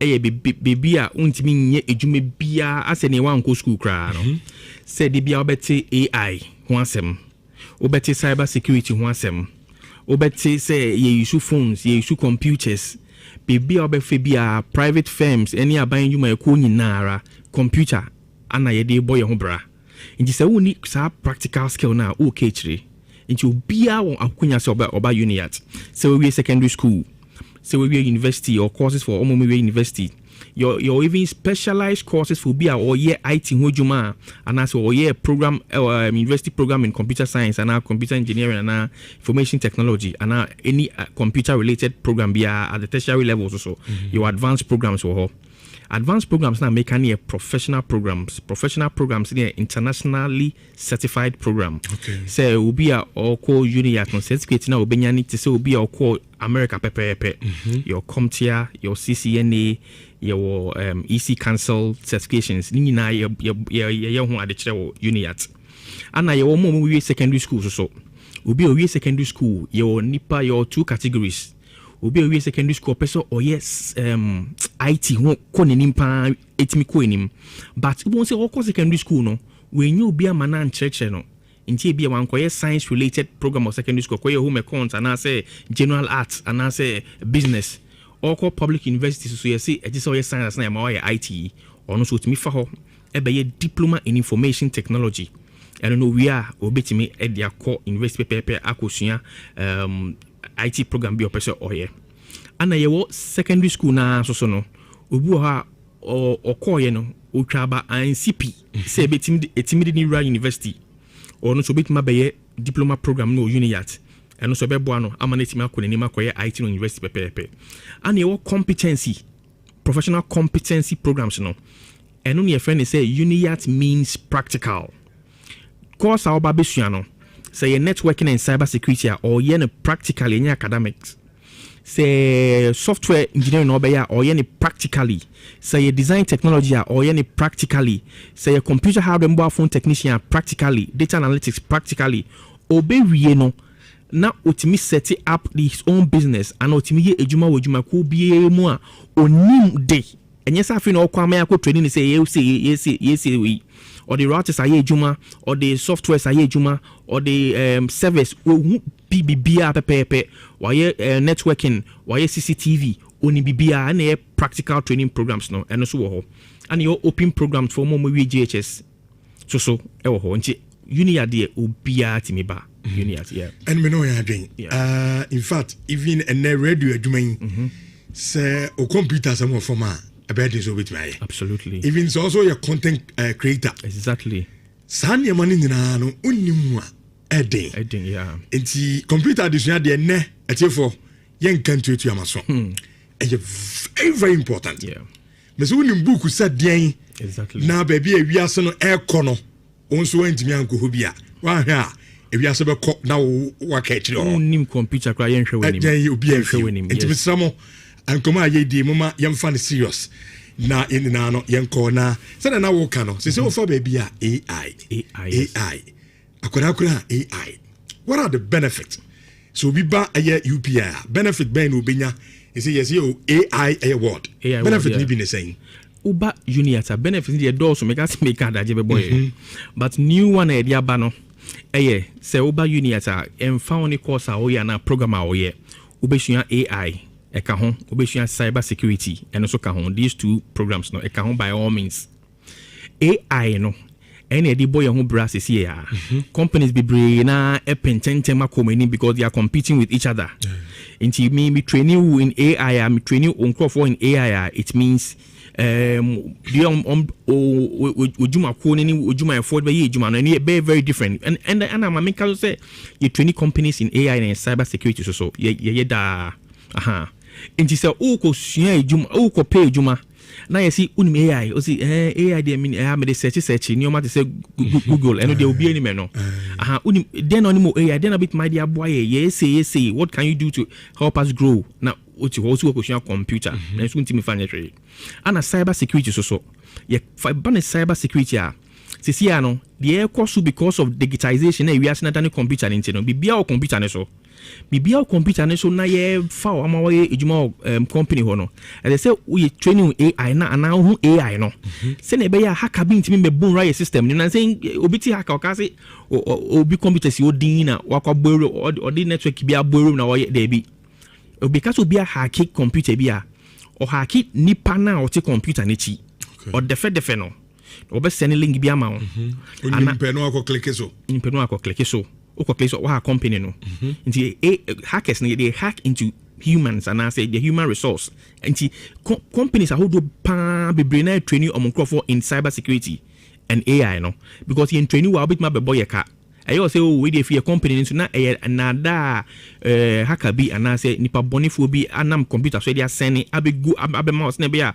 onya bosope no more access to the company's files any the account home and into sap two programs we endorse idea in fact dear pan idea account free program in AI and cyber security apart from no your normal 85% practical program no right and your first job initiative any companies are hold 16 and you want so we are your more akonyama okoye internship and no koya o modern boy be ko dani di nebe che say uwe internship na ombe foul and I say ombe release you ye fee so a very affordable o san so bit meet you no in kakra ye was travel abroad opportunity wo ho eno ko school akosua ade eno ye free akọ travel and to be be ji otwamene bo o school uniata eno no ye free ye ma ye students ahodo ye classroom so ye friend class we call it lab based classrooms and I training is a lab based training. It means unko class now unko share there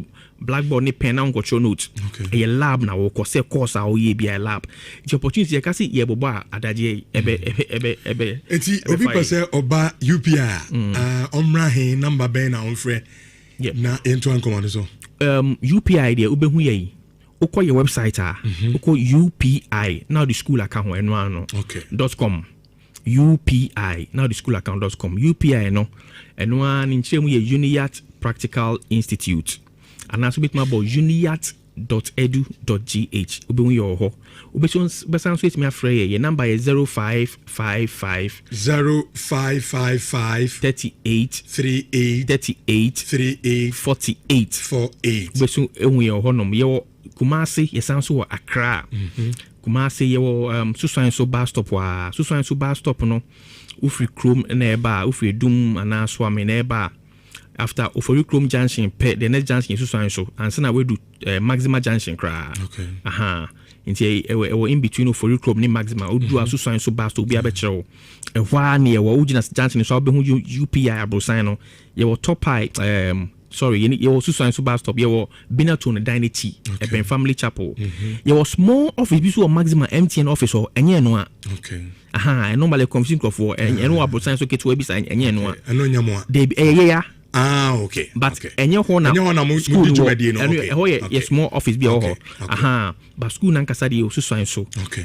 Maxima. Binato Nechi and as a bench of you secret no friend number no exactly number 0555 yes the number is saying 0555 38 48 yes yes also TikTok UPI school your Instagram UPI school okay your Facebook UPI school your YouTube also UPI school Now, yenin komo emfa yenuan mo wi SHSE okay and a GHS.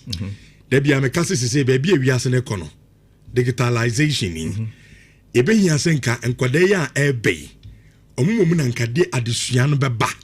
So no mo so take you from there because say baby wiase ne ko opompo za na eko. Yeah. Enkwade mo wi school mo tifi say UP am yo mo den. Un say first, we try when be 15 years and I said, in fact, 10 years, 15 years ago.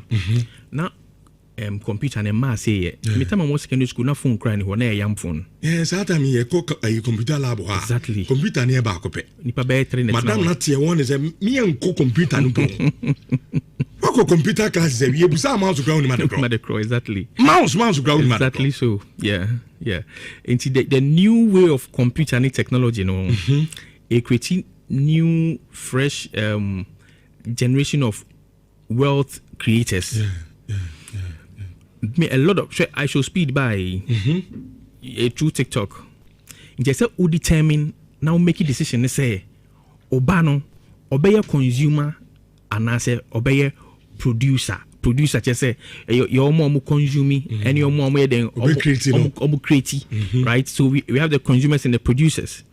And they say who determine obi o TikTok o scroll after no park o say nwumre na so ne mfefo na eyes ade no adigiska now the otu na wo hwe right obi o kwa we create something nice no ye TikTok advert or ye YouTube advert or ye Facebook advert because on him computer ni go tua ni ye pa ye a lot of opportunities in penifo kra ka say wo hwe enimre ma it's easier to start a business to create wealth with the emergence of technology. Say computers are be easier say we create wealth than 10 years and 15 years ago. Inti parents do dona twemo manom a man be or train off as na by we school pe omu nyina fa uniat okay omu nyina omu free prempe omu free omu nyina be fa uniat omu wi no omu tukwan omu wi no metukwan ne man nyina ne ofa asefo nyina because in bitimi hu be wiase ne eko ana baba de ba ko bana eboa na obudi aka nyina beba inti akonyina abeda ho enko we still time ni wadaje bebe na ko still time ni wadaje o baby 2 years we because spending 2 years so okosuya software engineering obeba no on throw one line of code cra ontimi onima de cro ya che no blackboard ni ana marker board ni pen so mana show no ta kenkan opportunity ni wo ho opportunity ni ye ene admissions ebie obey we GHS cra na omukwa de yamom fresh opportunity yamom big scholarship you hwan finish so obey we GHS this year you hwan finish about 1300 for mom we GHS no fani bana be register no be hwe nkola dudu egu ho ebu fa solution computer e ma oba ntina fie no bi amfa ne computer we hu kra yeah teacher mo school ni de omu ana eno so no if me man decide say okay ana mitimi hu say me talent ana me we am person me computer person e o starting in time eboa opportunity was here say ultimate take decision as awofo no ana wankasa so a because age limit ni more. Sure. Yeah, your number is 0555 0555 38 38 38 38 48 48.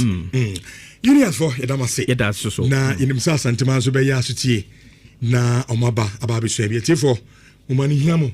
Thank you. Na mo mano any one kasakra no if possible obetimi akona so no computer disuan onso etimi akwakohwe bi. All right. Yeto so na yeni nkomo no emfama mo say de ye kodi nkomo medi kan ka kire mo no enra CAF president Dr. Patrick Muchepe any central for enso etimi echia ye nsemre no kra yen shase na dedi kan ase Africa as a continent say ye be ko World Cup na there should be a target na yentie doctor ebra o chechem na afei yewia abajafo nso no intimi emrem. Okay. We a CAF president Nasem no enso enie. At the next FIFA World Cup, we're going to go to the semi-finals at least, or the finals. You can do that. You can do that. Look at the press statement, as I said, that we will circulate. There are 3-4 issues that are very important. The first is to look at the performance of the 10 national teams in the FIFA World Cup. We're very proud. I'm very proud. African football is very proud. They did very well. We set very high standards for ourselves. We've got very high expectations. Our clear objective, and we are now more confident than ever before, coming from the FIFA World Cup, is to see an African nation becoming champions of the world. I'm more convinced than ever before. Until we have that trophy on the African continent, and you can see we came very close. Many of our national teams in Africa, their performances reflect that they are as good as the best in the world. Look at what happened between Egypt and Argentina. Look at what happened between Cabo Verde. It shows that with absolute commitment, investment, training. Okay, enti Dr. Asem no ne tintini ni tietie nan se. Ose so he World Cup ya e ba twa mu nan se ya. Ye de amai du ene free Africa koye. Na ono de obeka se Africa ya ade pa. Titi usa wo hwe the 2 World Cup ya bonu nan se ya. Baby a Morocco kokodu ye no. Eno che se ye be ko World Cup ni ade bibi sie ni so. Say look, World Cup ya ye koyi. Yanko kan numbers no keke. Na emom yenso ye pese ye ko na ekogi eye World Cup ni bi de sie na so a. Ogide se the Africa ya sha se aye no. Titiri Morocco no. Ebedru me bia ono ogide se African country ebetua age World Cup no enso edi asi eye the nice so. Ane number 1 a ode eto eye edwa.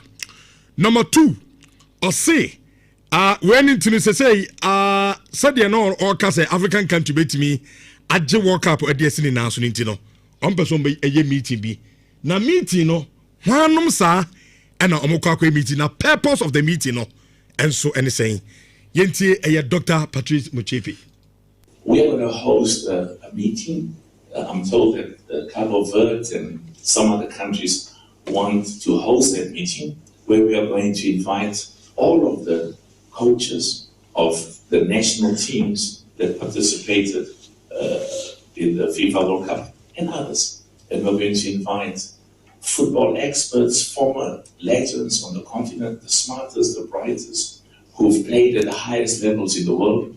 And the purpose of that meeting is to talk about what can we do better? What do we learn from our performances in America, in Canada, and in Mexico? Where is the room for improvement? Because we're very clear. And this is a different clarity in our mind because it's a clarity that's backed up by results.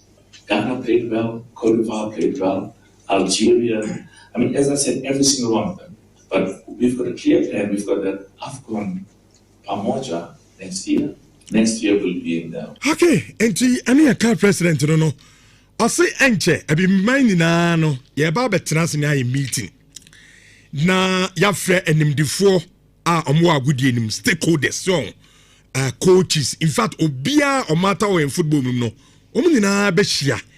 Ni adwendwene ho say Africa kwan ben so ne be fa World Cup no so yenso betimi agye bi because of few say nansen World Cup ya yeko yi niema kakra Africa ya kwakire no say yetimi ye niema ye hihye ye niema ya World Cup ni betimi agye bi eni to omni animdifo ba be hia no mu nyina na to adwene so ho adwento ato anim no anu betimi ama informed decision say ebia ha na ebia lake yenye we say be ye ko World Cup na ye betimi agye enso edi esi yen nan so enkomo no bebre na ode atudwa ebi ni say o say ono enya de obia betimi aka kire no anase adada ne say onko tetem o se nyame ya adom na ne term na okoi otwawia onko biem ode dwumadi ne beto na obi fufuro nso no abefa na ono so ato so at the car president enso etimi edi ama Africa nina na also okoi oje ade papa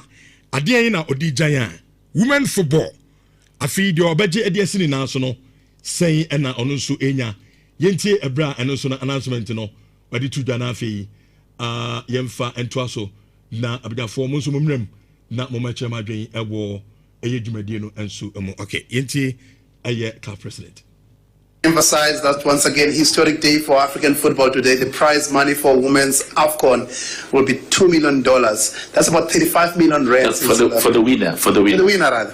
For the winner, $2 million. That's about 35 million rands in local currency here. Historic day again. Since the president of CAF took over, the prize money was $200,000 for the women's AFCON winner. Now it has gone up to $2 million. Okay, and no other confirmation. I car president and the host of Jumadino, and so at the two just say a fee. Women's South Corner, Yababono winner no do about GDS in national. Oh, yeah, $2 million. Now before Yera Patrice Muchepe, ebe car president, you know, Sabe Diana or J. Emma football this in national. Not Yamano $200,000. They say. A shooting at the code 2 million. Not just a massive improvement. And also etimi aba. And no ayen some outdoor and also no eda. Josh, mention something few with car president in some or the atujay. Uyana ayalan so no etimi emrem. Yeah, Rich. So in some dosum. Maybe I pass what the yeah, in some dosum. And I believe that this show will not give us enough time to exhaust me in kakra. When we get the time, we'll delve into the issues. Now, I heard Patrice Motsepe very well, and Ninsama Oka about how African teams did well at this particular World Cup. I born Canada, Mexico, and the USA. I had a little reservation about that comment.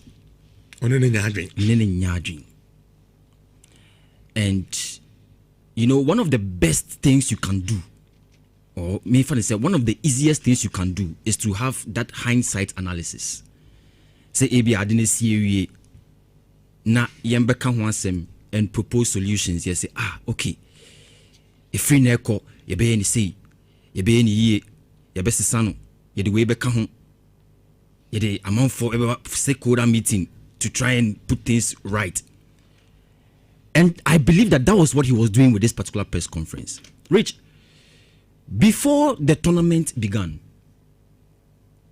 Obiaji to say for the very first expanded World Cup since France 98, it moved from 24 teams, that's 28 teams to 32 teams. No, we would see a proper preparation from the continental governing body of football, that is CAF. For the first time, we had 9 automatic slots for African countries to play at the FIFA World Cup. And there was 1 remaining slot through the playoffs. Nyamencha, the DR Congo FA playoff slot, no, they were successful. So we had 10 African teams at the FIFA World Cup. Rich, once we got to that level, because Nhyira say right from Germany 2006, we had 5 African teams participating in the FIFA World Cup. So if now we have 10, then it means that we need to develop a certain strategy that would help these African teams to be able to make it all the way through to the knockout phases and go very far, because already we saw how Morocco did so well at the Qatar 2022 FIFA World Cup. They went all the way to the semi-final. They made Africa proud. It is when you are 10 African countries there, and also to make sure that before Ghana and Senegal, so quarter finals. Of course, of course, and I agree with all of that. But Rich, now that he has come to his knowledge that whatever we did at the World Cup is something he is happy about, and he wants to look at how he can improve it. My question is, what is his approach?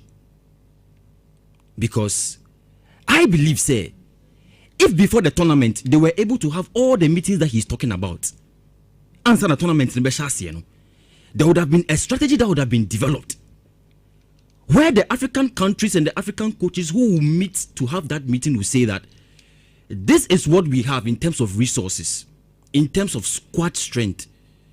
Then they will receive some technical support from CAF, receive some technical knowledge from CAF, receive financial support from CAF, and any other support that they can receive to help them to be successful at the tournament.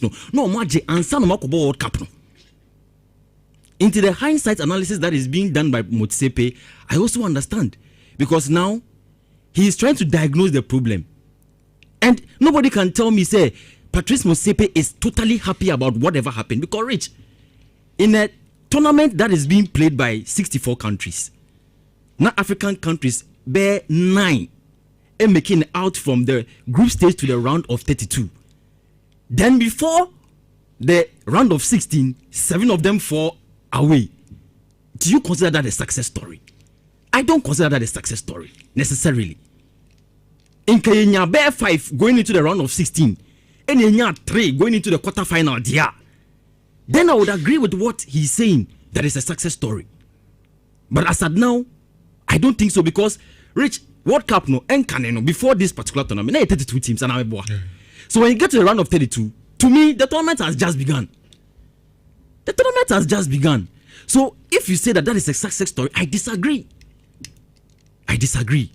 But the question is, what is the way forward? Rich, Obi Otie in Power Sports Bia on Saturday, they should prepare. I did a research on why African countries capitulated at this particular FIFA World Cup. You said teams like Senegal, teams like Ivory Coast, right? They couldn't keep up their momentum. South Africa, they lost their games with the last 15 minutes that was remaining, and they couldn't maintain that, structure to be able to win their games. My research be on Saturday. Sure. I'll bring that findings and then we'll explore into it. But of course, one of the things that I agree, and I think Motsepe has done so well with, is the prize money for the tournament now.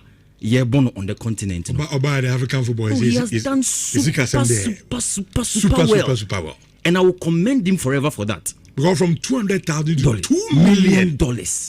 Huge jump. Huge jump. Even if you look at AFCON, Rich, I have the numbers here. Omobo AFCON Cameroon 2021, the prize money for the winner was just $5 million. By La Côte d'Ivoire 2023 tournament, it was increased from 5 to 7 million. Then when we hosted in Morocco in 2025, it was increased from 7 to 10. When you look at the trajectory, since Motsepe has come, the investment in the prize money to encourage the teams to do well at the continental stage has been super impressive, and I commend him for that. But the comments on the success story at this World Cup, I disagree. And I think that meeting he's talking about is hindsight analysis. Moving forward, so maybe the right thing to be done. Motsepe say, look, yes, it was successful. Okay. In teams na koye no. But on only few say maybe after the stakeholders meeting we can do better. Yeah, niema kitikiti bia ya nyen yie enti na ya ntimi andu be, because like you said, yeah, run 32 no. Yeah. Now you cry 9. After no 7 fell away. It means there's a problem. Good. So I wished he would. It's our problem no. See, cost stakeholders meeting na. Ebia omo mbeba no. So coaches, omo mabobo ni bida, even stakeholders obia. Maybe omo so the omo who ya World Cup that's no. Obetimi a share. Then going forward no. yendi na no ye ni aka so okay ebia African teams near problem ni so the next World Cup near because yenye some mistakes with him. But Rich, I would have appreciated it if he admitted that Diayakoye, even though it is quite commendable, is it not but there admitting is say meeting on kwano or admitting say yes ebia ye baby and a person ke kokodu ni ye ndru ho dia but say ye yiri ho ne de bibi ka ho we can do well. So you need to be very explicit in your comments or in your submission. Okay. There was a bia and also making sure say we are very honest with we who are watching because and most of us are not happy with some of the ways that we capitulated at the tournament. Right. And we would wish say the right things are done. He also has to find a way to communicate that properly. I think there's more room for improvement. And on the African stage, CAF, they have a lot of work to do. Right. Ayala, top president.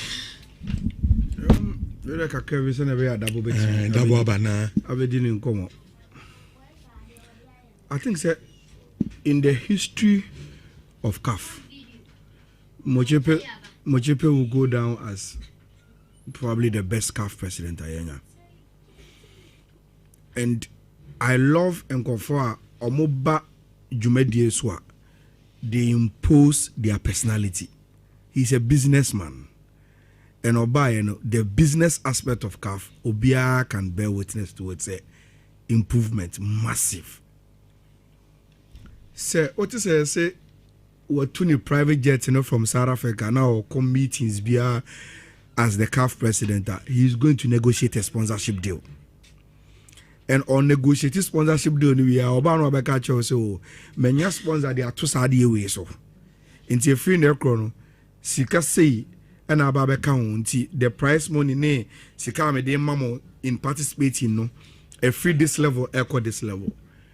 Since I'm buy on record, every competition beyond the CAF have seen massive increment in terms of Sikasem, even including participating fee.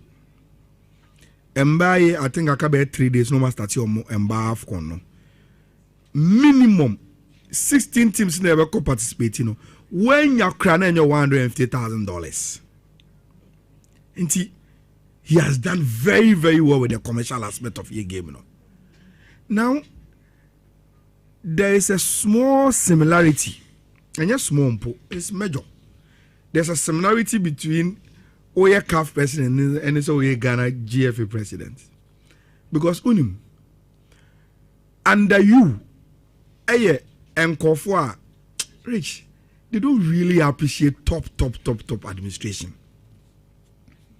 Enti omom wo wasero de we omoyi one ebe ma wa bre e wo top ho me ye sure pass mo chepe nyaya and people will invest into infrastructure and go for be investing into grassroots football and go for be investing into proper administration but edebe no be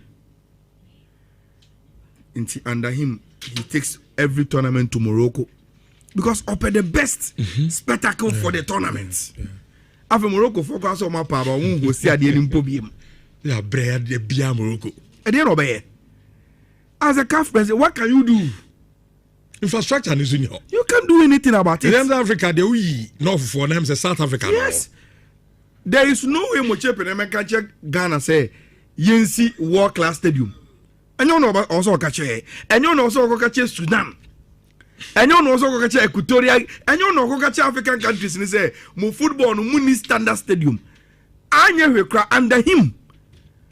He made sure say meet the criteria, you will not play in your country.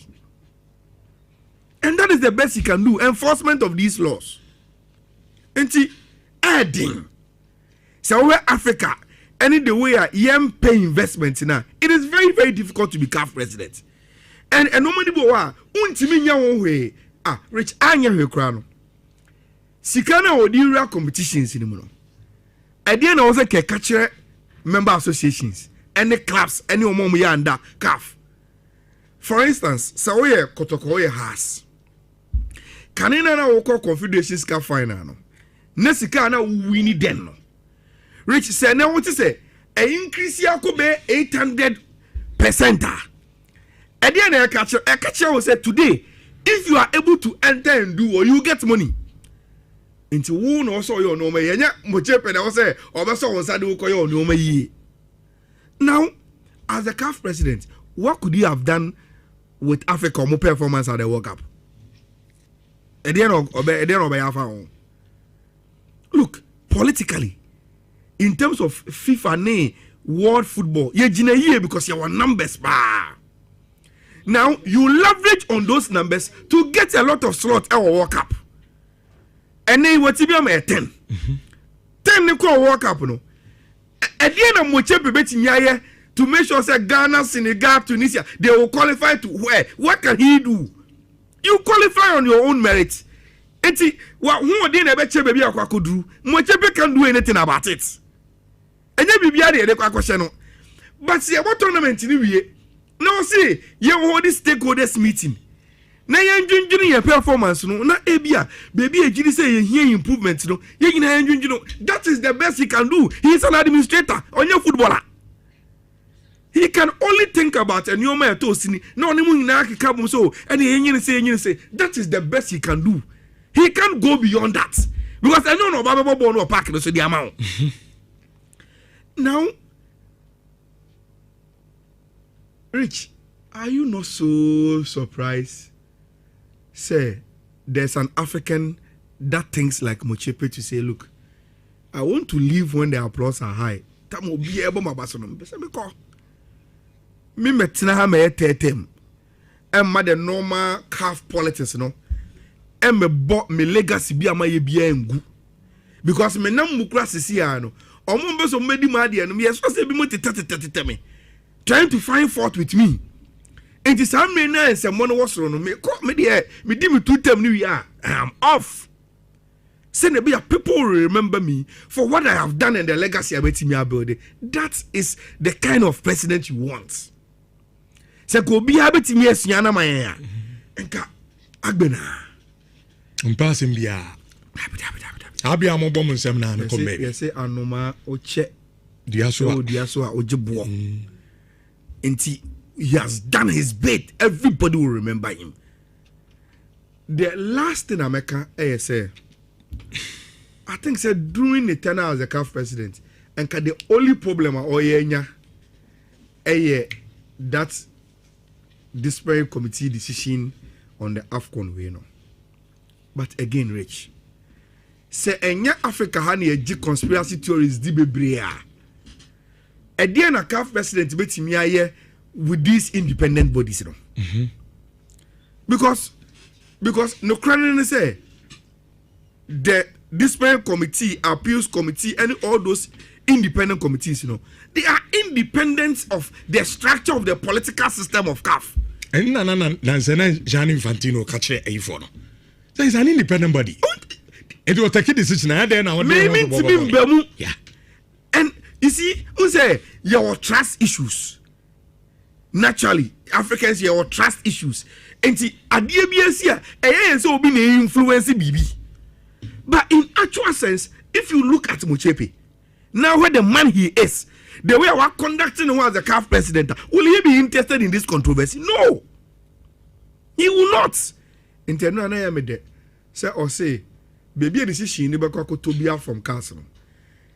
Everybody will have to respect it. Na him. That is the biggest challenge since or by what facing. And I hope say council decision, ever bantem. Na yede pomako pim baby or say the chene. Okay. Na etimiko and Mochepe will go down as for me the best CAF president ever. 202 million. Yes. And I gradually the last time I bought work on now 1 million. Just after 1-2 years, another 1 million. They call 2 million. Where Confederations Cup, Champions League, and Memana AFCON, everywhere I've seen improvements. And the real friend Mochepe in terms of the commercialization of the game and while leveraging on Africa, you do at the world stage, so very, very well. And on one case as a person, I'm conducting so well. On any esco unti any corruption, sembia unti any scandal, unti so much this skebia mamo and they are unti all those scandals, no, and this is because of his leadership. Unti you never to mention be free. Sure. Okay, any Bismarck Usubempa Ayala. ɛna Martin and Canons. Yes, that is show be catch them. Say ye share who be enso anim awufia orefia ya double Superstar. Superstar. But I'm so around. Say watching you with John Telliana. One cast watching. See you, AK. Na me die ya double AK adrenkese. And AK John Telly. Our become. Okay. But they ain't partner. As Moses say open telling the Oh, say telling the jinum. Is that their current though? And a current, any jinum. I see. And also Science International. Because more of my followers, I have foreigners. So sometimes I'm speaking, I don't speak Cree, I speak English. Now, I was see how call US Ben now, can't I say? Yeah, bro, don't speak Cree to me. Don't speak Cree to me. Right now, I go to Love FM, some red girl. Masa bluff ne guma hodo. My Jimmy to say, Tam! A queen again, the ma first one. Any manager, I manager, the Macola. My bammy bear, Miss Boss, manager, the Cola, love. Me call I don't get in at all. And I'm so ready as I brought for the old. Really, so we'll be out for you as a grandmother. Da. Me kabro funa frane tete o ka polish ne de na lawa fam ne minim se wo shada ko select enkofo na wo de wo ma ba na wo ma be challenge ya na ko bobo mo aba Obaba patu wa gumeni ma se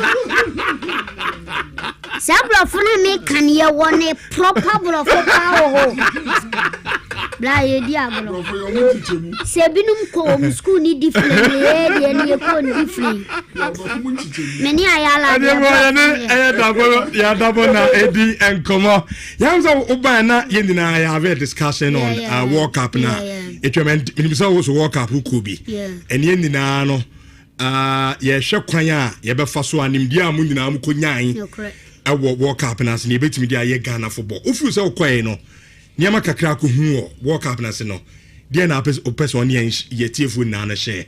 Okay, I see a lot of exciting movements in the World Cup and the way they arrange everything from sponsors, the way they try.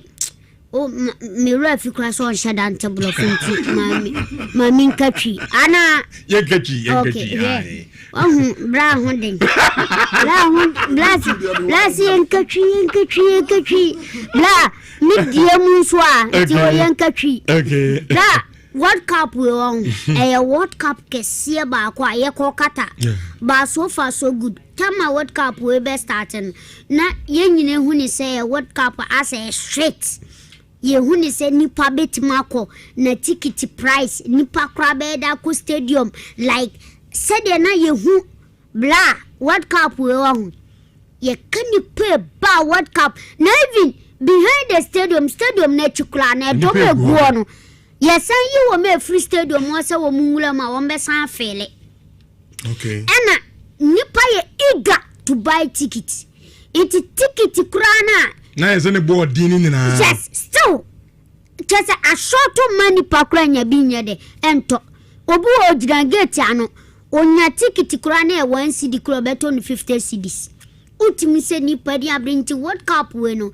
ye bebo FIFA president Infantino ye bebo na baso waya de pa because ena wama country bi ekoye bia no enyeska ena to sponsorship we bam o de ho yama half time crowd first o cooling break e konumu so kran e ho kran advert show enye izo intino sa World Cup we ni World Cup a enye ize unse emuna CAF president esua de beble unza mo ka se even African Cup club abebo no preparation CAF president no minim se wasua beble na wo nso ko intino minim se ebe drop ya de aba Ghana football because Ghana football no won be ma yensu ehu bibi wo say football no say na adane ko intimi na unza more of times na you crab and your friends saying, yeah, papa keto kleku. Now on anytime you on yes, on FIFA president, and president, into on also any experience be brave every day's World Cup. Into minimum World Cup will be chenny football. But say your opportunity ne Iraq shia. Yeah. And then Yama Kakao Kusian World Cup na. Ghana football, then and Obekache president say oh, cat, me fancy me godfather. Okay. You call World Cup more times, you know. Na me neno me ko hotel bi ya na me nene to ni edidi nkomo on say ye kase ye wo probi osua de pa untimi ye papa ketin film because time ya no onu nso sua de ena position wanya wo kafo no onu nso pese ode ye bibi na won say time ye kase adwumanya ba akofo na ye wo ma na wo moye no se ebeye ebegina pi ena won say football no ene ti se Ghana han ya na sponsors ni bebre entini mebiase into uko sponsor okra se omra me sponsor no ble difficult to ding it is sometimes you know nya wo mo fort to get sponsor to Ghana Premier League enti minim se waba no this time no be make sure say kwan bia so no be ma Ghana football so I rich okay because me catch the last time I share Mr. President of France me bona baso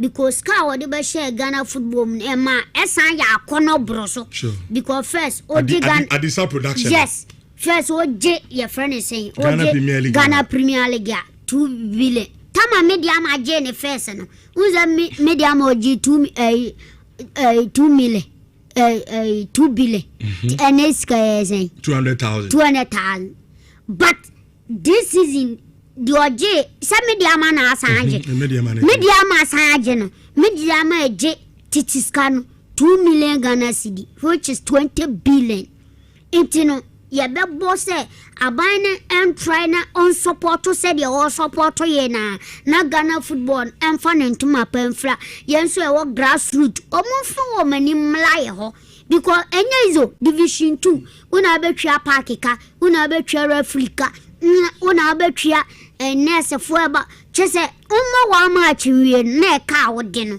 nti ama beble kurant mi nye football no nti e be sere se sponsorship no wo munji bi mai yen so ye wo grassroots football na yentimi nature players ne mfama wo mu because uko aman bia so a titulu ya na grassroots ni kula hu hia wo mo because wo na akra ne betima bo ni yi what I say bu affiliation fee no bon say beble twetwe wo mu ti adru okra we se mare dro we se mintimi mo ye bokokra we se referee fee mintimi ntwia na nipa na fim de me kan wata inti nya support bi at the bar because chama kotoro oye na afamu de said ye be ye ono so be ma Ashanti region ye football na eden and aban munyam but na ho odin ko ntimi nye ti be ye be sere GFA any sponsorship for say o mumla no ya mo timi I propose e bia ma efe no say nka o mo hwe sa ne ma na nka ja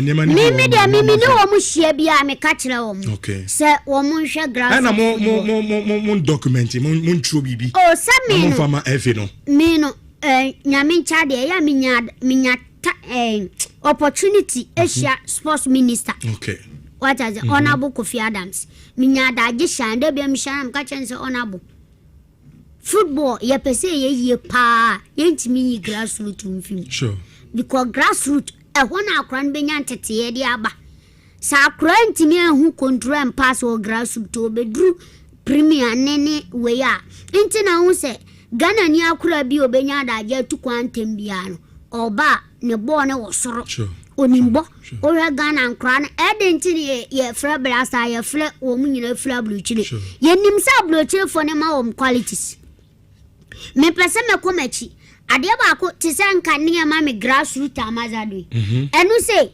enka me ye grassroots amazado enka bi ye bia me Canada enka se de ye ma teachers for nurse for ye man for scholarship kwa bluchile ka bi ye bia ma me ama grassroots nkola 30 scholarship kwa bluchile because of every year be the scout from La Masia and we are buying a finance Ayas Fenord Sa Academy a reso Sadai Sa Wame believe in academy no Yakwa Italy England Spain near the scout be 30 aba scout be a fan to a saying 60 say abani bet ma finance 30 ho ka na ye de wo me ye de akoma academy no enkra wo me me finance 10 years 12 years sakro 10 years eko Barcelona La Masia ekusunya dia by 15 years akra no bo betima bo na 17 obebo ana 20 akro 17 years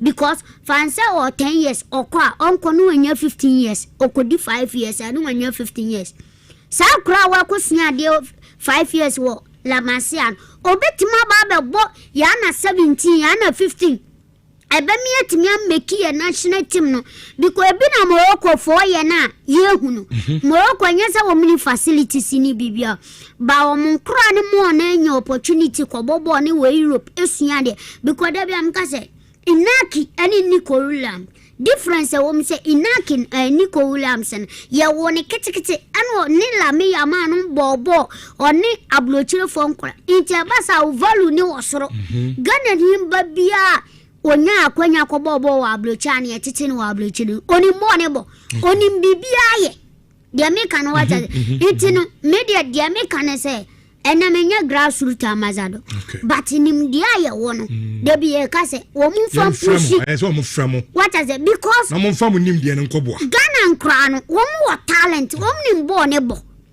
e kwa ben Ghana so ye ni facilities ye team di titi place more because na stotef se team bi wa ne no training wo askwa park swa eni aye na stotef internal kwa betweska inti team no ni opportunity obesa ko training bi inti ya besre bantam team sinyina meme ye asuta amazado ye bema asotefu bi aban aye bia team bia nkura team bia wa run bia every week bia twa so ma wo opportunity 2 times e ma wo training asotefu ne so ne nkura no enya feeling of football because football no ye make wo park so ye kire wo made what I say aban nkura betima ye third division 3 you remember say Lances D ye betima ye ni free na aban afa ho ka mimi ye grassroots amazado ye fan say sa ye koye registration o start Lances ye friend say me board is yan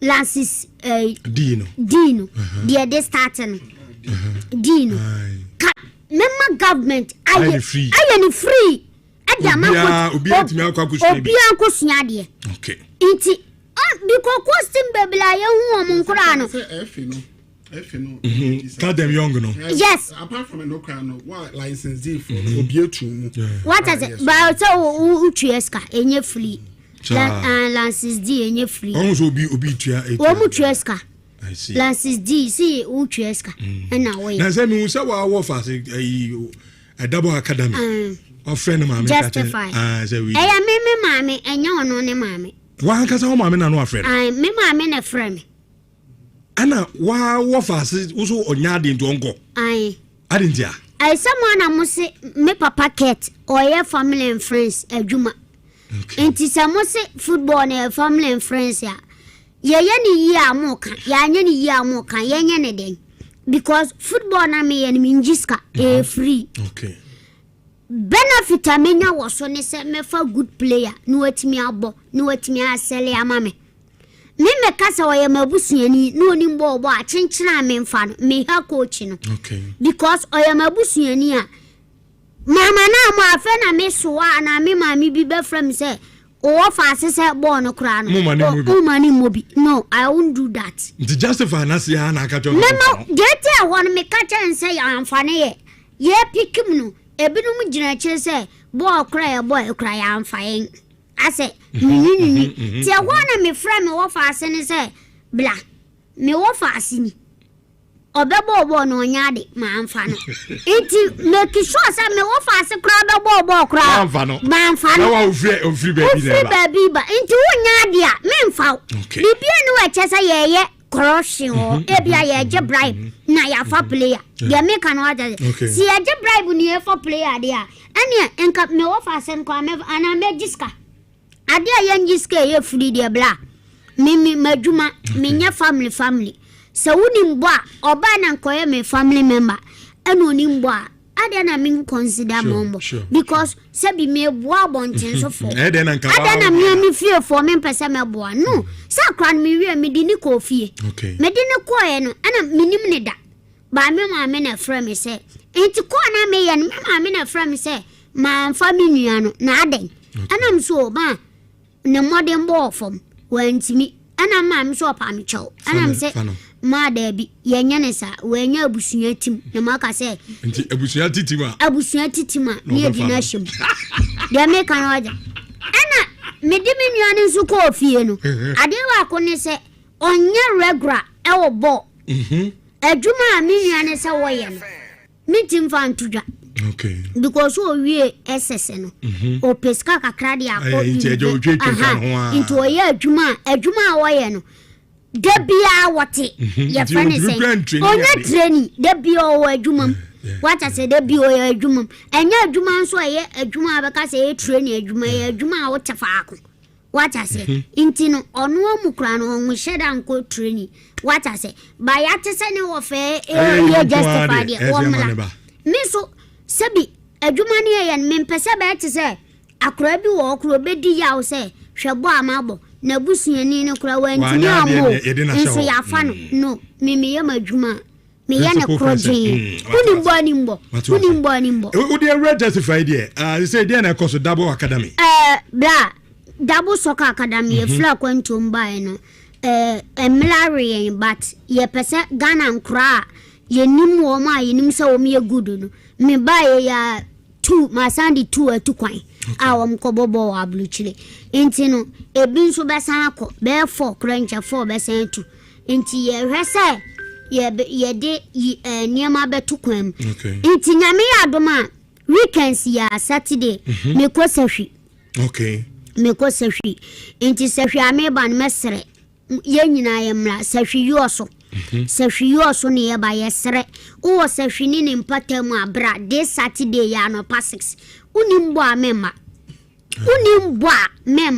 de mesro no udo onimbo amema na age be na ope age ni from 16 to 18 years 16 to 18 yes mesre ye bowie ya Saturday na adechi 26 ya because Saturday 25th 26 ye ko inche dade so it mesre unimbo mema shanwe inche mamu ko divoa mamu boda ne so ye sha we inche open amana fra 053 12 14 13 627 0531 0531 24 36 27 e wana abefre na justify my shishin bebele because tamoreme iti ye wie wona me nsa mafio ye tuo me ekobro hafo na bro hafo ne ye kone nso ye sen ko tachiman 28 ya ye Tuesday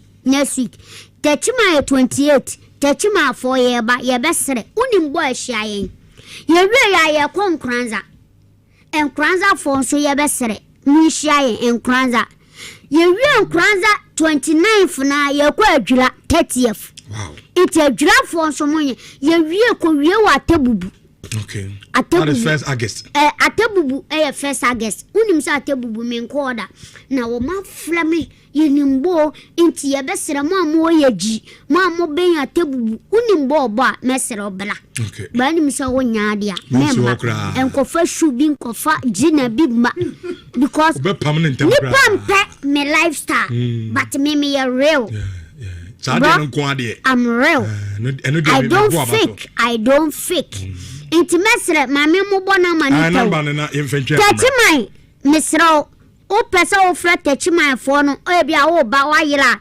tachimai na manini 0244 91 90 67 0244 91 90 67 anase atabubu nso 0550 411 0550 411 476 476 in a chat to a table 0550 411 476 and a yo and kranza 0554 0554 in kranza 900 900 280 and kranza inti mesere number sene doso ba baby abetimi bia adwrafo nso na ma 0247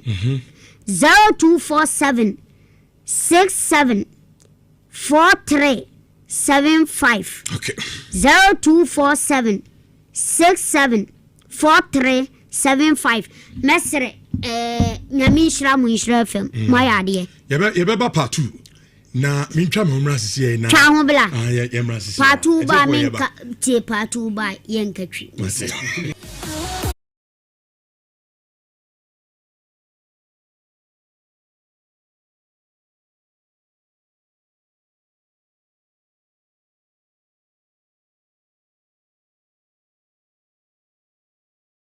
fia orefia ya double Superstar. Oye superstar. Ba mu so ura na o se wa chenyi udi ko John Telly ana. Wa ankasa wa chenyi. si o AK o na mi di ya dabo AK adwenkese na AK John Telly aba be kan Okay. But the impa As na. mo se o Telly ni pa. oh se Telly ni ginam Is that the current though? ene current ene ginam I see.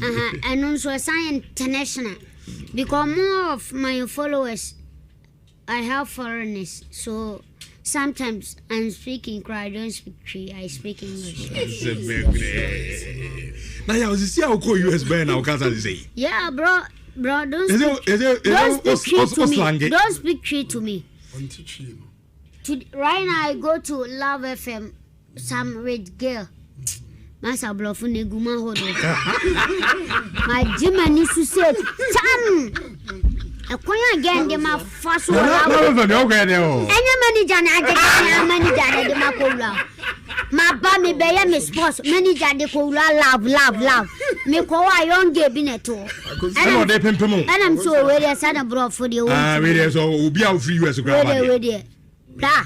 Me kabro funa frane tete o ka polish ne de na lawa fam ne minim se wo shada ko select enkofo na wo de wo ba na wo be challenge a na ko bobo mo aba Oba part 2. wa gumani ma se sabro funa me kan ye woni proper bro fo pa ho bla ye di agro se binum ko school ni different ye ni ko different many ayala ya dabo na edi enkomo ya so oba na ye nyina I have a discussion on World Cup na it mean so World Cup who could be and ye nyina no ye hwe kwan a ye be fa so animdi a mu nyina mu ko nyan World Cup na se ne betimi dia ye Ghana football ofu se okoye no niama kakra ko hu World Cup na se no dia na person ye tiefu na na share. Okay, I see a lot of exciting moments in the World Cup and the way they arrange everything from sponsors, the way they try. Oh, me ref you cross on shadan table of my min country. Anna, Ye kachi. bra hunding. Blasi en country. Bla, mid dear moonswa, yan country. Okay. Bla, World Cup we won. A World Cup kesia ba kwa ye kokata. But so far so good. Tell my World Cup we be starting. Part 2 bebe nto okọ justify na ba ai na esa de ya ababi nti no ai okay that's it na one na me papa Dr. Tam da so okay me kwa blochile say obo ame pa and on na sponsor da Boso Academy oni Easy Rice Mr. Evans na me Nhyira umpa na me chia me nwa 21 yes me mat we share 21 to 21 International School. Mati. Memu Ashia. Mati ya. Ewo Pechi. Yaw double. Oh, Debbie, 21 there. AKA. Adrinkasi, don't tell it. Adrinkasi, mean AKA. I'm sorry. Never about training, sorry. Answer the better, sorry. And the union, Jacob. Jacob say, and a year. I just say, yes. Hey, I say, honorable Theophilus Yeboah. Also, honor CEO, Emma Tio and Sons Company Limited. Also, I a presiding member, Emma Jabi Municipal Assembly. And the honorable Tio and a wife, Linda Ampofua Sintim, and a wife, Linda Ampofua Sintim, and a birthday. And the honorable Theophilus Yeboah say, your faith in the case of your wishing a wife happy birthday. Birthday is already 10 years. Our Ghana since our buyer. And I am minu and abuano. I'm only 10 years, you know. I am very, very successful. And to some you 10 years here, a lot of opportunities at the more mucha bets or more platform. So into almost say bets and about 3 months. I'm here, yeah, proper football season, you know. I know my bet way at me and here know what you're betting, you know, or more boosted odds. More omutia so di ano matia usika e di amount and more a lot of exciting offers now on my a platform very, very good for betting into show so only bet your account that www.betway.com.gh now what me aba on board now what me aba ka betway abusano undi 8 years and watching from where the 8 years they are and random ma ho kwan say obetimi extra bet or betway almost get way more. I tell from Pacho, yes, so any akofad mukasiano di amamona minia parking our America. I say Yerishe and a nephew. Belated happy birthday. Nuti Fafa